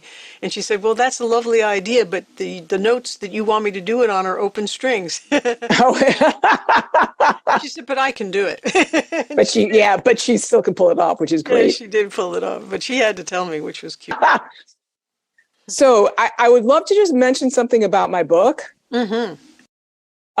Because, as artists, we just don't know where our work is going to end up. That's for sure. The only thing that's a guarantee is if we don't put it out there, no one is going to receive it. That's true. Yeah. And so I wrote this book that's this inner, outer, multi-dimensional treasure hunt fairy tale for kids of all ages. That's how I kind of, thank you so much. Right. And so released it in 2020. The feedback I've been getting is just phenomenal from readers. Yeah, it's crazy. I mean, it's with Amazon. You have to put an age range, and it's for children of all ages, not just children. But I put kids. I think what did I say, like 7 to 10 or something like that. But it's a hit with in France with 30-year-olds. That's awesome. Yeah, it's really, and it's a book. I mean, it's 240 pages. It's a novel, Yeah. And so, is this self-published on Amazon, or do you have a publisher besides an editor? It's self-published. And how are they hearing about it? Just through Amazon's picks? Through Amazon and just word of mouth. It's been getting around.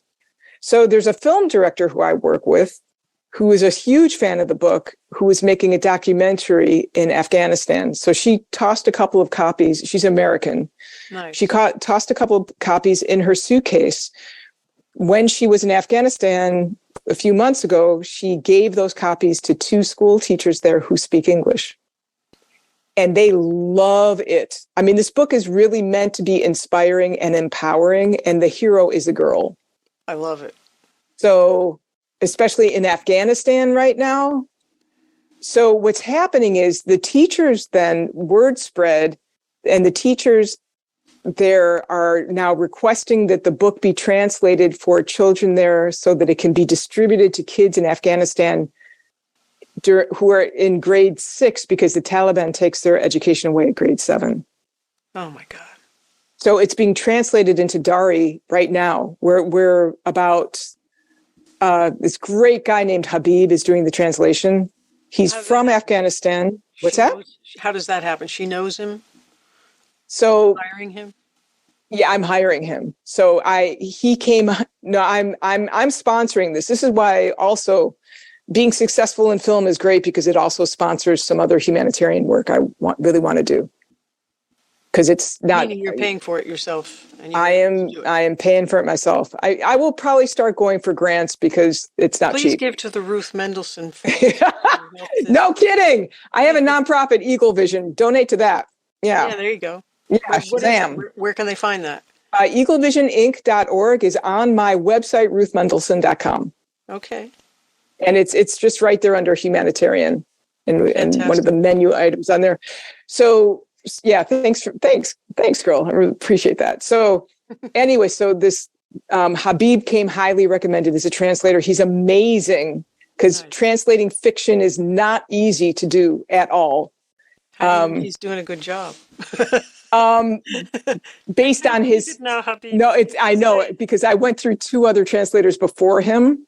Ooh. And he was the proofreader for those translators. Ooh. And he was given what his comments. He's a journalist. I mean, he's a professional journalist. Okay, good. And a writer and a Rhodes Scholar, and the guy's just like freaking brilliant. And he's from Afghanistan, but he lives in Canada, and he understands American isms, American culture.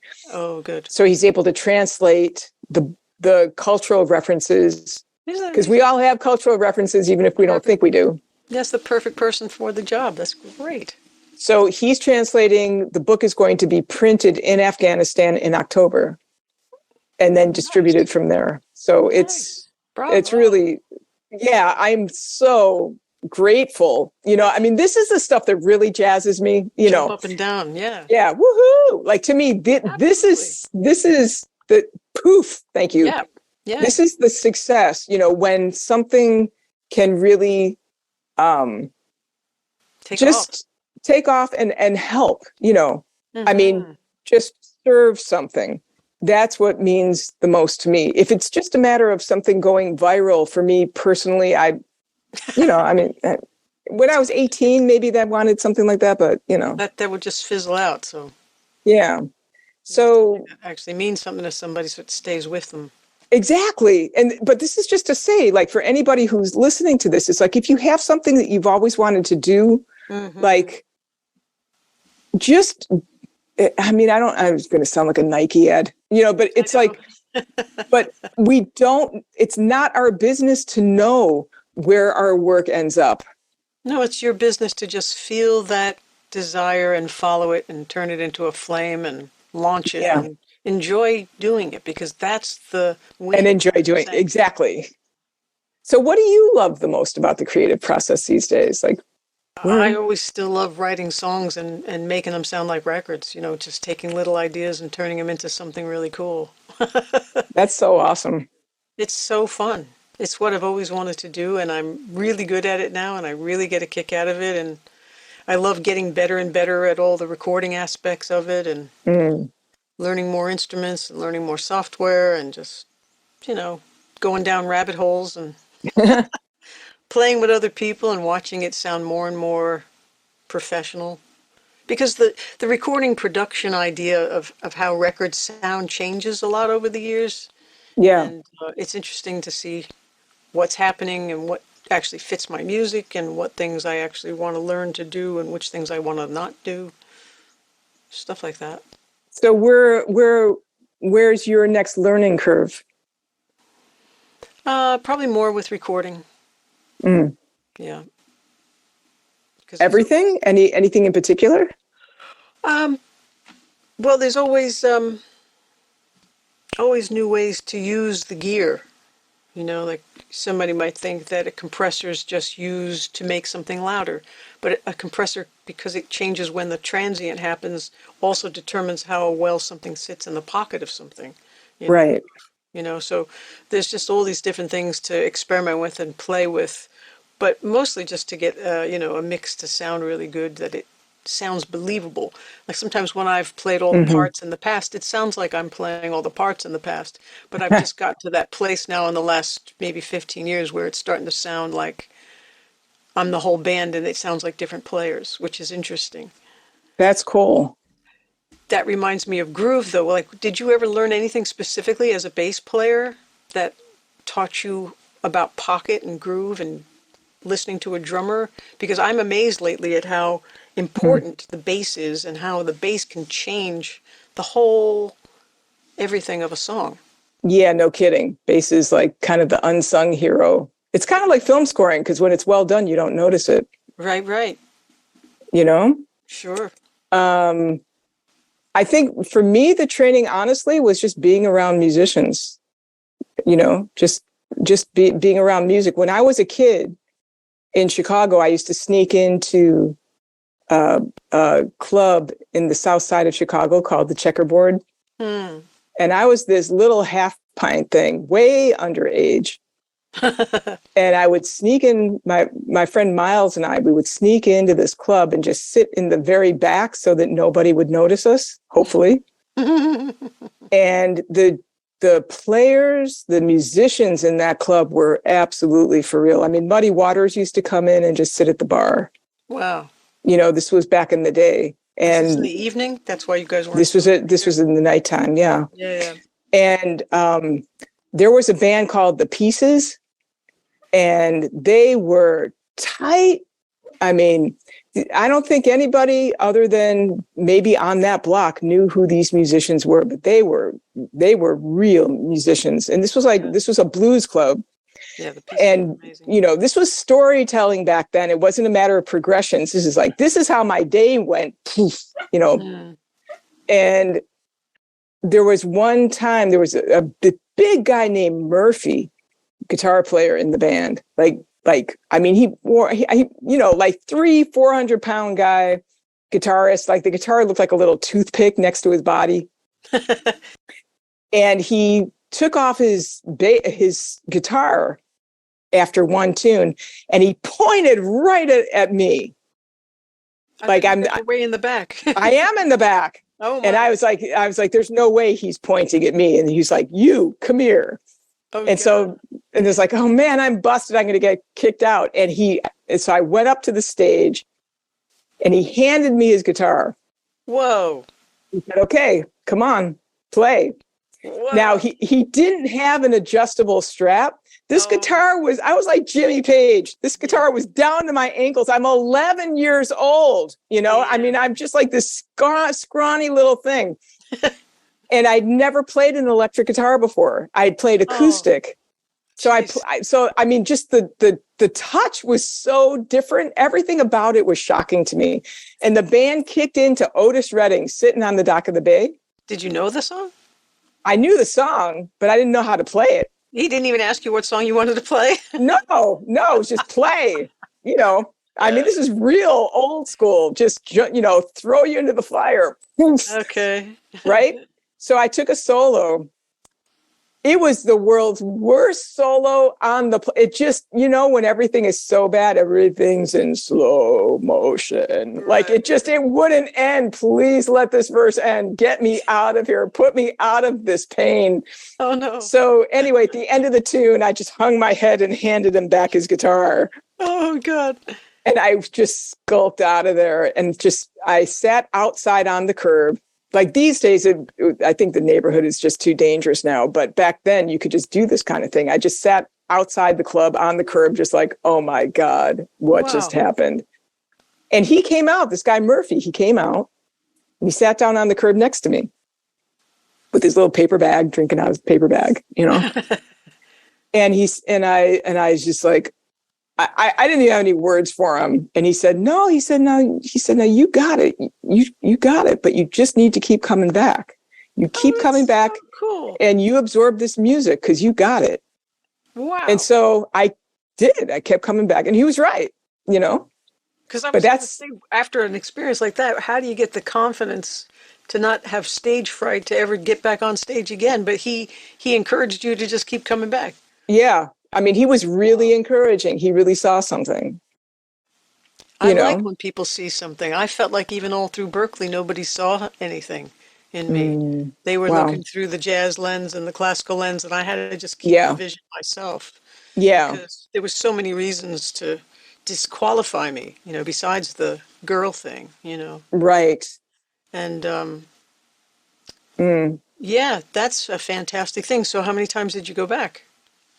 I didn't really count, but several, just absorbing the music. And so did they have you get up and play each time? No. Okay. That was a one-time shot. I did not want it. I needed to, he was just a real angel in disguise. I mean, he saw that I loved music. He could tell. Yeah. And he saw that I could feel it, but I didn't know what I was doing. So it was just, school was in session. I was there to just absorb. I was just there to listen, really listen and absorb. So then the very next time you got on stage, did this haunt you or you were able to deal with it? No, honestly, it's interesting because I never even thought about it. That's so cool. That's so never cool. thought about it. Would have used that as an excuse to never pick up a guitar and go on stage again, Yeah, I remember one time, honestly, I don't know if you're going to want to keep this in here or not, but I remember one time at Berkeley years ago when because I was a guitarist, I started with guitar. Yeah. And there was a teacher, I don't even remember his name, but he said, what are you doing here? You shouldn't be here, because I was a girl. Oh, yeah. Oh, yeah. We had teachers like that in those days, and Mike Matheny with the trumpet students that were girls. Yeah.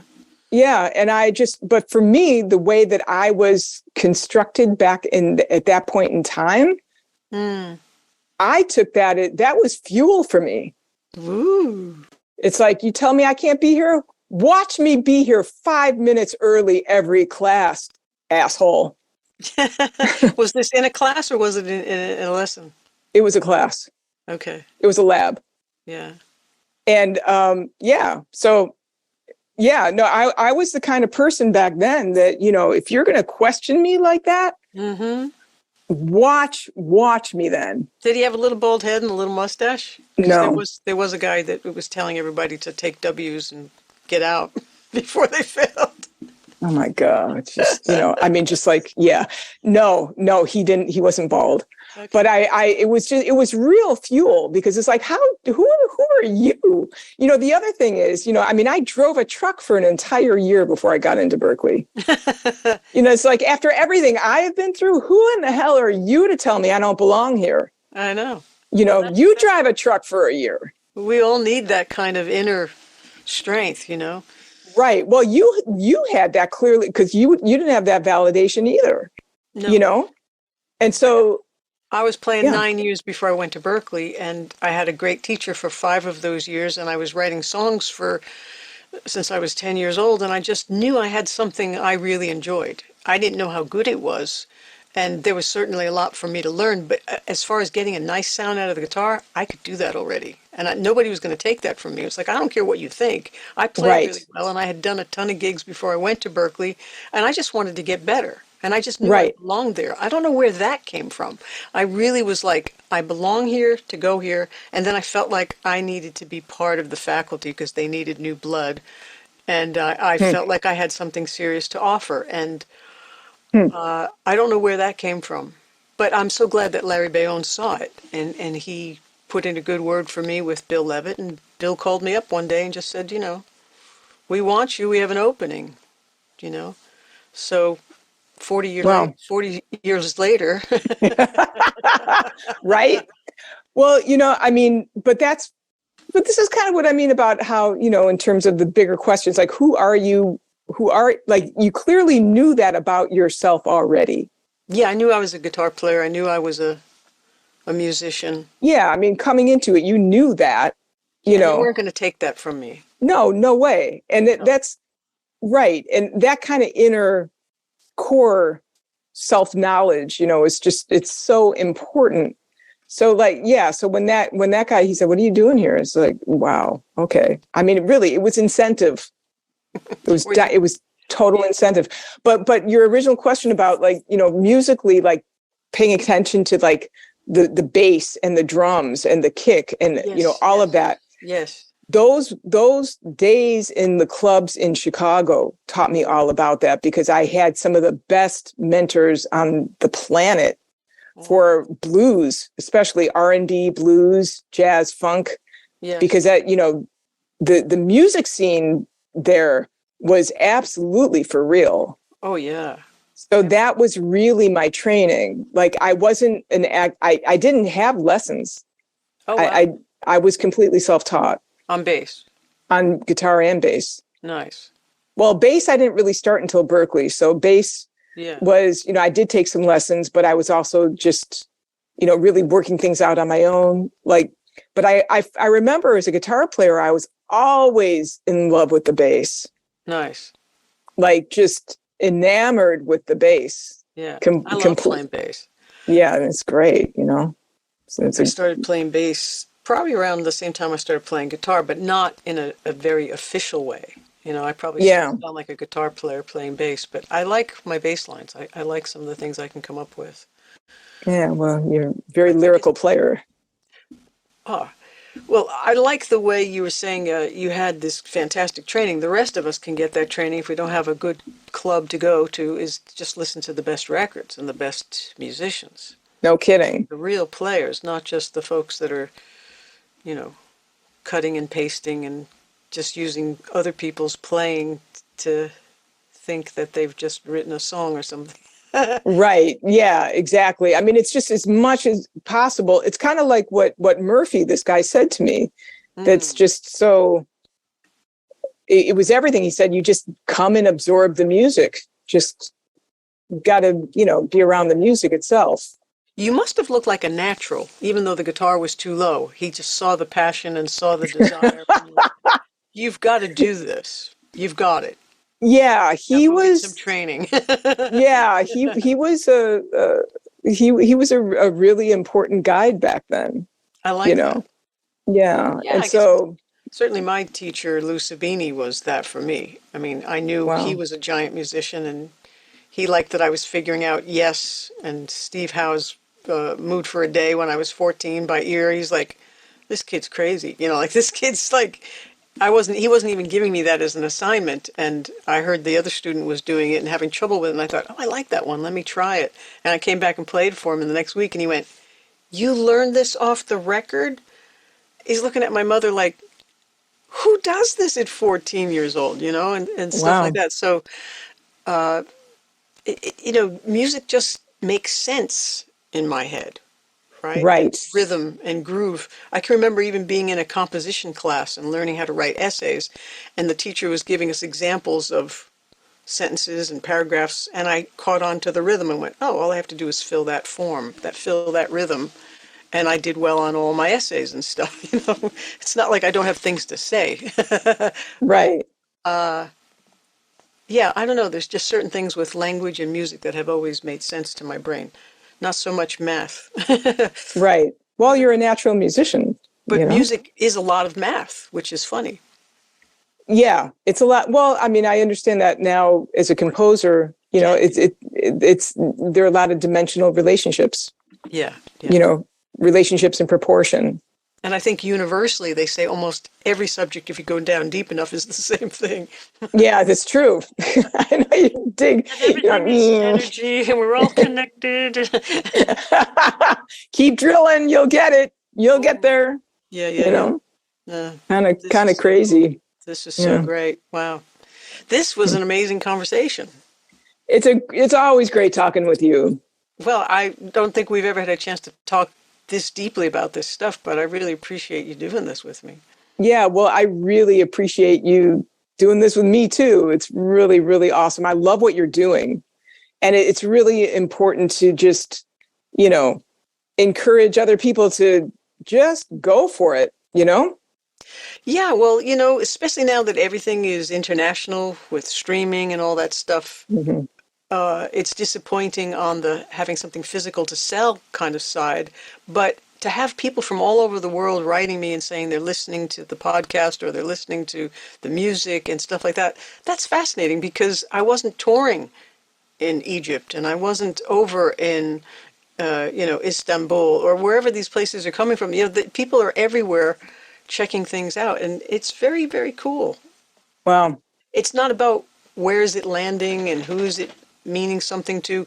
The music always meant something to me, and I put a lot of love and effort into it. And anytime it reaches somebody else and they like it, check. Mission accomplished. But to me, the biggest excitement and the really woohoo jumping up and down is making it. Yeah, totally. I mean, talking about it is fun too, but making it is like, woo! That's when the chakras are spinning and everything else. Well, I know that I know you're playing bass these days, but I've always played bass, yes, since I was a little kid. Yeah. Well, if you want another bass player sitting in sometime. Yeah, we can share tracks now and send me waveforms. True Same. that. I've enjoyed playing guitar on some of your projects and scores and, we can do that. Your sound has been amazing. That's the thing also. I mean, you're the quality of the sound that you are getting is just really, really, really sublime. It's really nice. Cool. I'm working at it. That's good to know. Yeah, no, it's clearly you are because it sounds really freaking good. Well, yeah, you've known it from the beginning, so. Well, even back then, you were always on your way with it, but and I can't even, I haven't heard you in the last couple of years, so I'm sure it's even more stellar than, even in recent times. So. Well, you played bass on my first album, the Two True 19. Right. Oh my God. Among the Ruins album, right? Wow. Yeah. Yeah. So back in the day. Sad Stranger and so great. Wow. Just crazy. Hey, there's one other story. I know we're wrapping it up. Okay. But there is another. If you're cool with it, there is another. We've been on like forever, but there's forever to come. Okay. In terms of, because I'm producing Jane Goodall these days. Oh, good. Which is really. I mean, I think this is just part of also in terms of creatively setting intention. Like about 10 years ago, I made a decision. I really, really want to use my talents, especially towards projects that are going to be helping the planet out, like no kidding. Oh, good. And so here it is, like 7 years later, six or 7 years after that intention was set. Now I'm, working I was already friends with Jane Goodall, but now we're working very closely together on various projects. Yeah, you've been doing that now for a while. But I've been doing it. How did you meet her? I mean, you set an intention like that. People would want to know. Did you pester her with a million phone calls? No, that was purely by accident. That's great. In quotes. So I was the gospel choir, One Human Family, that I've been gigging with. We were asked to open at the UN for a peace summit back in 2002. Oh. So my bass got lost between Geneva and between Heathrow and Geneva. So I arrived, we were playing the next day. I did not have a bass. Baseless. Oh, Baseless in Geneva. That's the next book. Right. So it's just me looking like this. We're with an amp, no bass. So, right. So what happened was and this is just like another one of those things where like the right thing going, the wrong thing happening in the right way. So because my bass was lost, I had to stay behind at the airport and fill out paperwork for the bass. Sure. And because of that, I was on a later shuttle to my hotel. Okay. On that shuttle, I sat right next to Jane Goodall's assistant. And how did you know it was her? Because she introduced herself to me as that. Oh, she wanted you to know. Yeah, she wanted me to know. And it was really interesting because, we were going to this peace summit or we were introducing she didn't say it like in an ego-y way. We introduced each other, what we were doing there. What are you doing there? Right. And so she was mentioning that she was Jane Goodall's assistant. Oh, that's great. And so, and I had said, and we talked about a lot of different things. But there was something really profound that happened in that conversation with her because I said to her, wow, this is so exciting. I've never been to a summit like this at the UN before. I just want to be a fly on the wall and just take everything in. And she looked right into me and said, I hope you're going to be more than just that. Ooh, this is from the assistant? This is from her assistant. Did you know Jane Goodall was going to be at this? No, I had no idea. Oh, I love it. No, I didn't know anything that was going on other than that I just needed to get to my hotel and hopefully find my bass. So that's all I knew. So the next day we were playing, right? They did find my bass. We got to the UN. Now this is like the Grand Assembly. Have you ever been there? The Grand Assembly. It's amazing. It's a gorgeous space. Wow. It's amazing. It's like all blonde wood. It was a cold, rainy day. It looked like it was spring, because it's this huge space. And because of the blonde wood, it just reflected light. I mean, it was really, really beautiful in there. Mm. So we're doing our sound check. It's us in a taiko drum ensemble from Japan. Wow. And so it's our turn for sound check. The power goes out on stage. We have no power. I'm playing an electronic instrument. Right? So while we're trying to get the power back on stage, people are entering into this assembly hall. And it was just like there were 98 countries represented there and just this beautiful mosaic of skin tone and fabrics. I mean, it was amazing. Wow. It was amazing, but we didn't have any power. Oh, so and it was just in the dark, or they have generators for the lights? No, it was only on stage. There was no power. Everywhere else had power. So Funny. We were in the dark with no sound. Jeez. But everybody else was starting to enter. And then poof, the power came on and the event was starting. So there's no sound check, but at least there was no sound check, but it was like crazy. So the choir came on. It was just like people running around on stage, just getting in position, all this kind of stuff. Well, no, actually it was the taiko drum ensemble. They opened first, then us. But when we came on, there was just all this mayhem getting stuff set up because we had not had a sound check. Sure. Right. So in the meantime, the cabinet that was provided for me at the UN was on wheels. Okay. This is significant. Okay. So at one point, it's like, okay, we're going to start. I just close my eyes, just center. It's like, okay, we're here. We're playing. Put the rest. Yeah. Just be in the music now. Everything else doesn't matter. So I closed my eyes, start to play. I'm like, wow, the sound is so warm in this hall. It's so intimate. This is like absolutely amazing. Like, how did they get a sound like this in here? The auditorium's so huge. I open my eyes.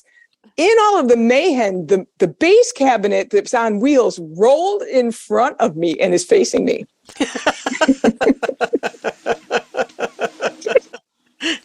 So here I am in front of the entire world, taking my bass amp to turn it around while I'm playing, right? In the meantime, unknown to me, I found this out later, Jane Goodall is in the audience saying to her assistant, who I was on the shuttle with the day before, looking at me saying, who is that? And then her assistant told her all about our conversation. Okay.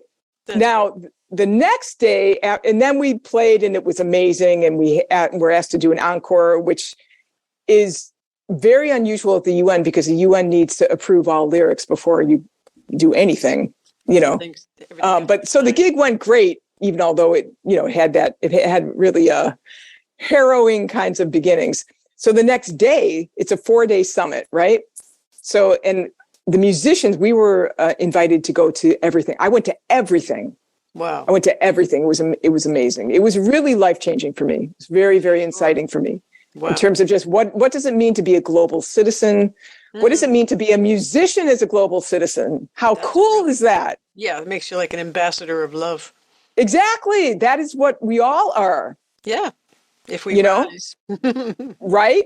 Yeah. So that was my introduction into that, though. I mean, for myself. But there was Jane Goodall the following day. Yeah. Alone walking down this staircase.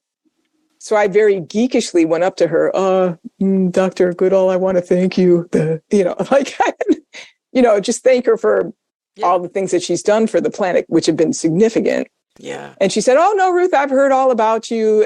My assistant told me all about your conversation. Would you carry my purse?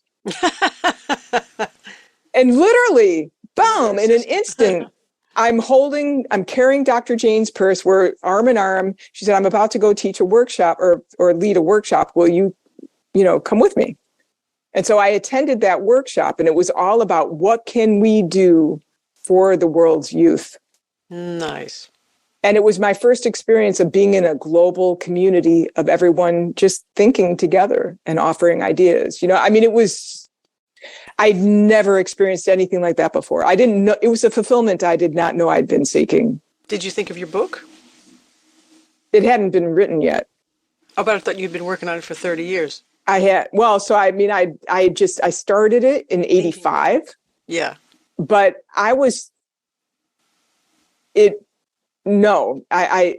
influenced a lot of humanitarian work, like the Well Wishes Project. Nice. The name of my book, by the way, is called The Water Tree Way. I don't think I even mentioned that, but no, say it again. The Water Tree Way. Nice. That's the name of the book. But I wasn't thinking. Amazon. Yeah. Oh, thank you. I wasn't thinking about the book at that point. I was more just aware that there was something really spectacular going on. And I was just so grateful to be there. The other thing is, though, I didn't want to go when I first heard about the gig in Geneva. We had just gotten off. Get lost. We had just gotten off tour, and I was toast. I was tired. I didn't want to go. Yeah. With the gospel choir, we had just toured the South. Okay. And I was just toasty. I didn't want to, sure. I just wanted to stop. Yeah. But this voice came in, I mean, like clear as day. And this usually doesn't happen when I actually literally hear a sentence in my mind that feels much bigger than my mind. Mm-hmm. But this voice came into my mind and said, your life is measured by what you give, not by what you take. You better go. So I went, and then this is what Opportunity happened. speaking. Yeah. Well, the thing about the voices in our head is if it's positive and uplifting, encouraging, or loving, Mm, it's a real thing to listen to. And if it's correct. putting you down and making you feel small or anything worse, it's not a good message and not something you're supposed to follow or take in. You know, it's the Right. thoughts that pass by that aren't even ours, you know? They're just Right. old recordings and ruminations of horrible things people have said to us in the past, and you're not supposed to keep repeating those. Like you True. say, when you're dedicated to a healthy mind, you have to be a good steward of what you're going to allow in there and how often you're going to ruminate on it because you've got to change it. It's like having a one of those songs in your head that you can't get rid of. The only way to get rid of a song you don't want to hear in your head is to put a different one in there. So you've got to put the better thought in there and lift True. yourself back up, reboot and stuff. True. It's a lot of work, a lot of practicing, but it's the best way to go about your day because I've spent years depressed about stupid things, and I've spent Mm, months or mm, weeks just dragging myself around, just having one bad day after another, and there's no reason for that ever correct. because you're using old stuff to ruin today. So that's the whole point. It's like it's for your benefit to think Right. better and to learn how to drive this thing, this Thing. interface in life, you know, to have a good life, you know. It takes decades to learn it, I guess, but I'm Yeah, it does. Yeah, it does. And it takes maintenance. yeah, a lot of maintenance. It's not maintenance free, you know, No, you but it can't beats you set out. it and forget it. I mean, wouldn't that be great? Just auto cruise, you know? Well, yeah, like But everything, we think it's going to be like a degree to put on the wall. I've done that already. I've done positive thinking. I read the book on learned optimism. I've done the such and such with positive whatever, you know, and it's like, no, mm, you have to do it in every moment because every little thing can sway you a different way. And like Kate Bush has that song, Rubber Band Girl. See those mm, trees bend in the wind. I think they have a lot more sense than me because I tend to resist. And she wants to be a rubber band girl where she can, you know, just kind of go with the flow and stuff. And the real flow of life is a positive thing. So when they say row your boat down gently down the stream, it's not taking the easy way out. It's going with the way your life is. And it doesn't necessarily even mean fate. It just means this is where the life force is. Follow your desires, follow the fun, follow the, you know, it's just so great.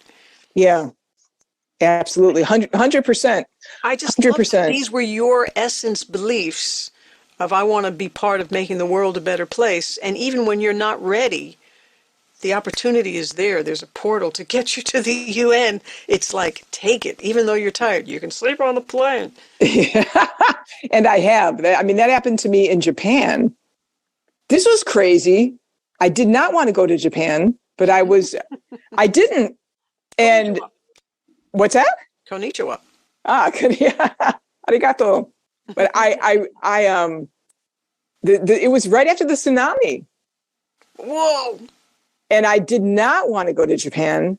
But then I suddenly had this inkling to go with Amma. That's a whole other, in terms of who Amma is, to go with Amma to Japan. And I mean, I'm not prescribed. I'm not saying that this is a good thing to do. I'm just saying this happened. Okay. I've never done anything like this before or since then. But I got a plane ticket for the next day. You know how expensive that was? I mean, thousands of dollars to go to Japan. But I felt like I was supposed to. It turns out I actually was supposed to go there. Like in a moment's notice, like you didn't plan it ahead to get a I did not plan it ahead. I had like 2 hours notice. Wow. And who asked you or gave you the idea? What happened? I ended up working with orphans out there. Whoa. Who were newly orphaned from the tsunami. Oh my God. And it was an amazing journey. But then when I got back, I was awarded a grant I didn't even apply for. Yay! And that's what paid for the trip. Because I was like, what have I just done? I've just spent like, you know, at the time, you know, thousands of dollars on a plane fare. Like, what am I doing? But yeah, but then I'll never forget, I got my mail, you know, that had accumulated a bit because I'd been gone for a little while. And yeah, there was just this check for this grant that it's like, I didn't apply for a grant, but it was. That's awesome. But you have Yeah. to back up a little. What was the impetus to go to Japan? A phone call? The impetus to go to Japan was, I knew that Amma was going to Japan. Amma, for anybody who, Amma was awarded the Gandhi King Award for Nonviolence by Jane Goodall at the UN. Actually, that event that I opened for, Jane Goodall was presenting that award to Amma. Nice. Is she the one that hugs everybody? Yeah. Extraordinary humanitarian and loving, emanates love, just totally emanates divine love. But I knew that she was going for humanitarian reasons to Japan. Okay. And I just suddenly felt inspired to go. Wow. It was as simple as that, but it was so strong. But it sounded like the tsunami was taking you by surprise. Like, why would I do that when there's just been a tsunami? Did you not know that you'd be there helping in some way? Well, the tsunami had already happened. Sure. So, so I was like, I could be part of the help, maybe. Yeah, but I wasn't expecting to go straight there because I actually was really concerned about the nuclear thing happening over there at the time. But this other desire to go now?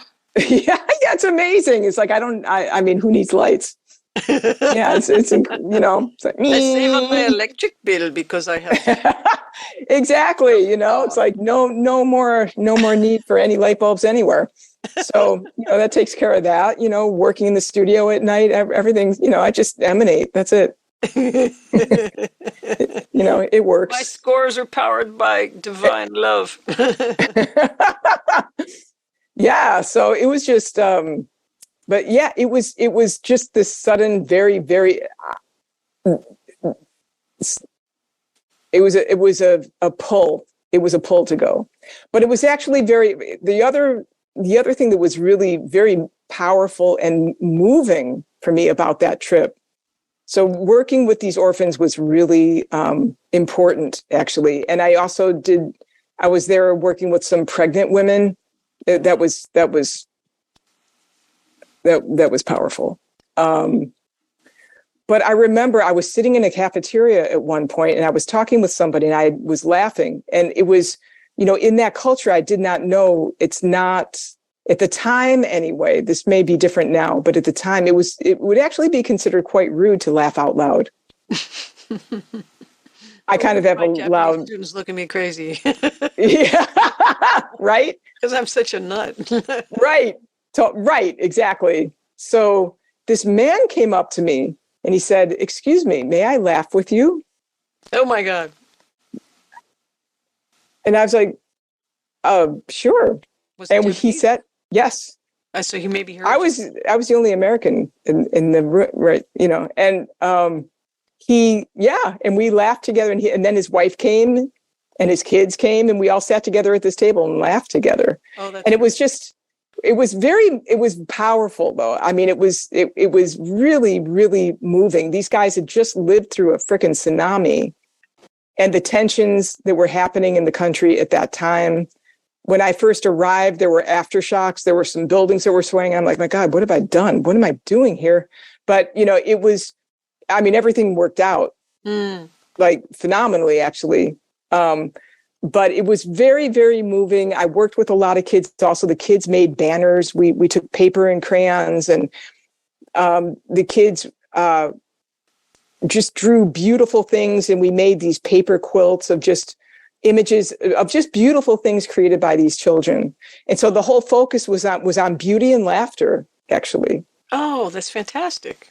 Yeah, it was amazing. It was really powerful. And some of them ended up recording for some other humanitarian projects that I do, audio projects. So it was a very purposeful trip, but I had I usually don't operate like that, though. It's like, oh, I'm going to just, fly halfway around the world and spend thousands of dollars on the plane ticket. It's like, well, there's like the three things, right? I mean, connecting with human beings and laughter and real heartfelt love and warmth and compassion from someone like you, so far from home, coming to help is a Yeah. beautiful thing. People probably felt that right there and then. And not only your apprehension, like, what am I doing here? But I would love to help make this better for you somehow, and Right. giving of yourself is such a beautiful thing. So, yeah. It's very important. I mean, it's really, and that gets back to, again, just like taking risks. It's not, even in terms of teaching at Berkeley, like Berkeley called me. I didn't want to teach. I know I never wanted to teach really either, but I needed a job when I was 24. And I just thought, I could fit here. I belong here. But I know what you mean. I could just be an artist and that would be fine, Yeah, it wasn't on my radar to even, I mean, I love teaching. I'm very grateful to be teaching now, and I feel cool thing. It is an amazing thing. I mean, I really, I feel a huge passion and commitment to it. I mean, I think it's purposeful. It's important, it's important because there are things to give and there are things to encourage, But it sounds like you've learned those three things that they say are so important in life, right? Something happens. It's not good or bad. It's whatever you decide it is. True. And so no matter what happens next, how are you going to think about it? Can you find the good in it? Yes. And find some blessings or find something positive about it. And then anything that's negative or that you dislike, can you let it go and not be blameful or negative about it? Like, just don't hold on to them. Like, they're not even for dwelling on. It's just something that you let pass, Right. It's important. It's important. But I think also, I mean, because for me, it's like, how you were saying, what it's like to be down and to, all of us do. I know I definitely have. And you get to a point, though, it's like, is this how I want to use my energy? Right. I mean, spending my time on this today and wreck today as well as all those days prior about the same damn thing, about the same situations. That's just crazy. Right. Because we actually have so much more power than that. Yes. But the thing is that I feel, like these other voices that will want to kind of drag you down. That's their purpose. They're good at it. That's how I see it anyway. You know what I mean?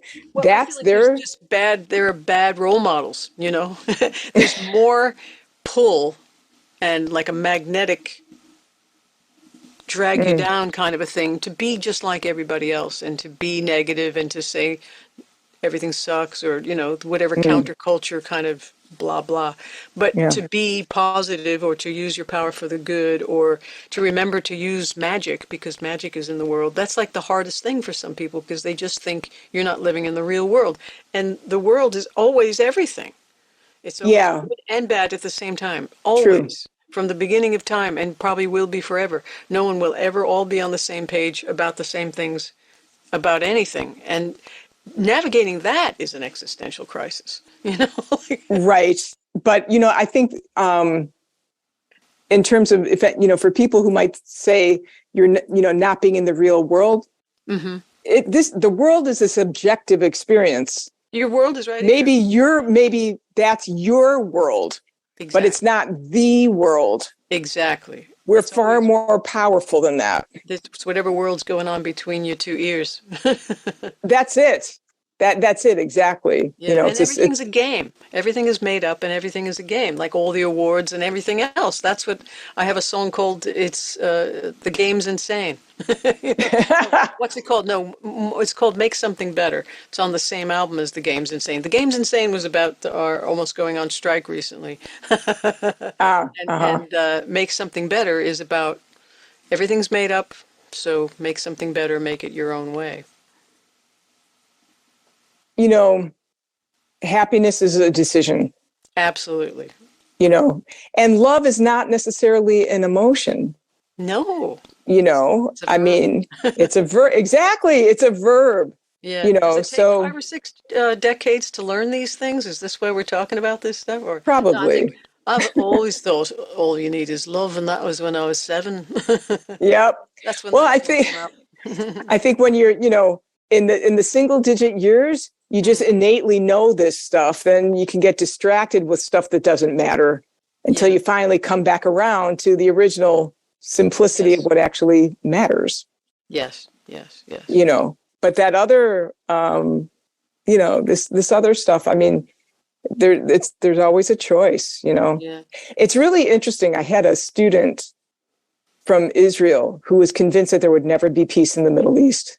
Oh, And he was in my doc practicum class, which I got to design. what's Doc Practicum? The class. You know what? We're going way over. Do you want to cut this off now, or you want to? Way over what? Well, okay. All right. Cool. All right. Here we go. All right. So, all right. Allison Plant was chair of the film scoring department at the time. Okay. And to her, I'm saying her name because I really want to credit her. She asked me to create a course on documentary at Berkeley. Nice. Documentary was not an acknowledged a form of film in the department until that point. Well, yeah. So yeah. So I said to her, well, I would love to do it, but I want this then to be compassion-based education. I mean, I really, that's what oh, yay, puppy. He's like, it's dinner time. What's happening? Can you stop talking? You need to feed me now. No, Hi, sweetheart. All right, I'll make this really quick. So Allison asked me to create this course. And so Doc Practicum is a masterclass in documentary scoring. Awesome. It's really great. So I bring in films that are real films in the world that legitimately do not have budgets for music, but that are affecting the subjects of these documentaries are environmental, social, anything in between, whatever's happening that's relevant. Oh, that's great. Yeah, films that are designed to really bring awareness and positive change, not the kind of documentaries that just, might expose a really horrible problem and then they just leave you there. Not like that, but films that are designed to inspire change. And how do you get the word out to find projects? To find films? Yeah. I have networks of different film societies and directors who. Great. So There's never a shortage. there's no shortage at all. That's awesome. It's incredible. Yeah. But one film series that we scored was about Rwandan orphans who had grown up to become actually world-renowned photographers. Fantastic.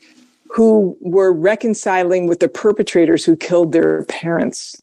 Oh my God. Like these are we deal with some for real topics in this class. Holy cow. So we had to, conversations. Exactly. But, so to prepare ourselves though, to score this thing, we had discussions in class, like, have you ever been in a position to have to really forgive someone for something that unspeakable that was done to you or to someone who you're close to. So we had to really get in there. Ugh, yeah, that's huge. But it was really powerful and beautiful. And this one student who was from Israel, who never thought that there would be peace in the Middle East, ended up writing beautiful music for his segment. And he ended up meeting these guys because they were, the orphans were actually from Rwanda, were in Boston for an event. Wow. And they played the students' piece at this event. Mm-hmm. And we all went. I mean, it was amazing to see him honored for his work.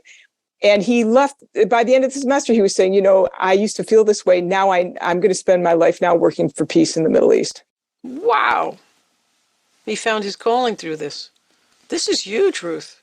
It's really cool. But this is everything we're talking about. This is the cooperative model. Yes. And we're the cooperative components. I really love the teachings of Abraham Hicks on YouTube. Yeah. You can listen to a whole bunch of stuff. And it's always like, no matter what your dream is, and no matter what your vision is, and no matter what your desires are, we're usually the last ones to the party. We're the last cooperative component for our own dream because we don't believe it's going to happen, or we don't think we have the ability to make a difference or something. And you just have to side in with your own dream and get on your own team. Yep. So absolutely. So listen, you've been incredibly generous with your time. I mean, we've been, thank you. Get the hook and we'll call it a day. All right. Well, it's great to see you. Great to see you, Ruth. Thanks so much. Thank you. Many blessings. Ciao for now. Bye-bye. Thank you, Ruth. That was really cool and very inspiring. Lots of information there. Take your time. Listen to this a few times. Listen to it in sections. Dwell on the good things. You're the only one living in your head. I encourage people to listen to Ruth's music and watch her documentaries. Look for her credits. Go to her website. Read her book, The Water Tree Way. You can get it on Amazon. And as always, take care of yourselves. Make music. Go to your studio and make stuff.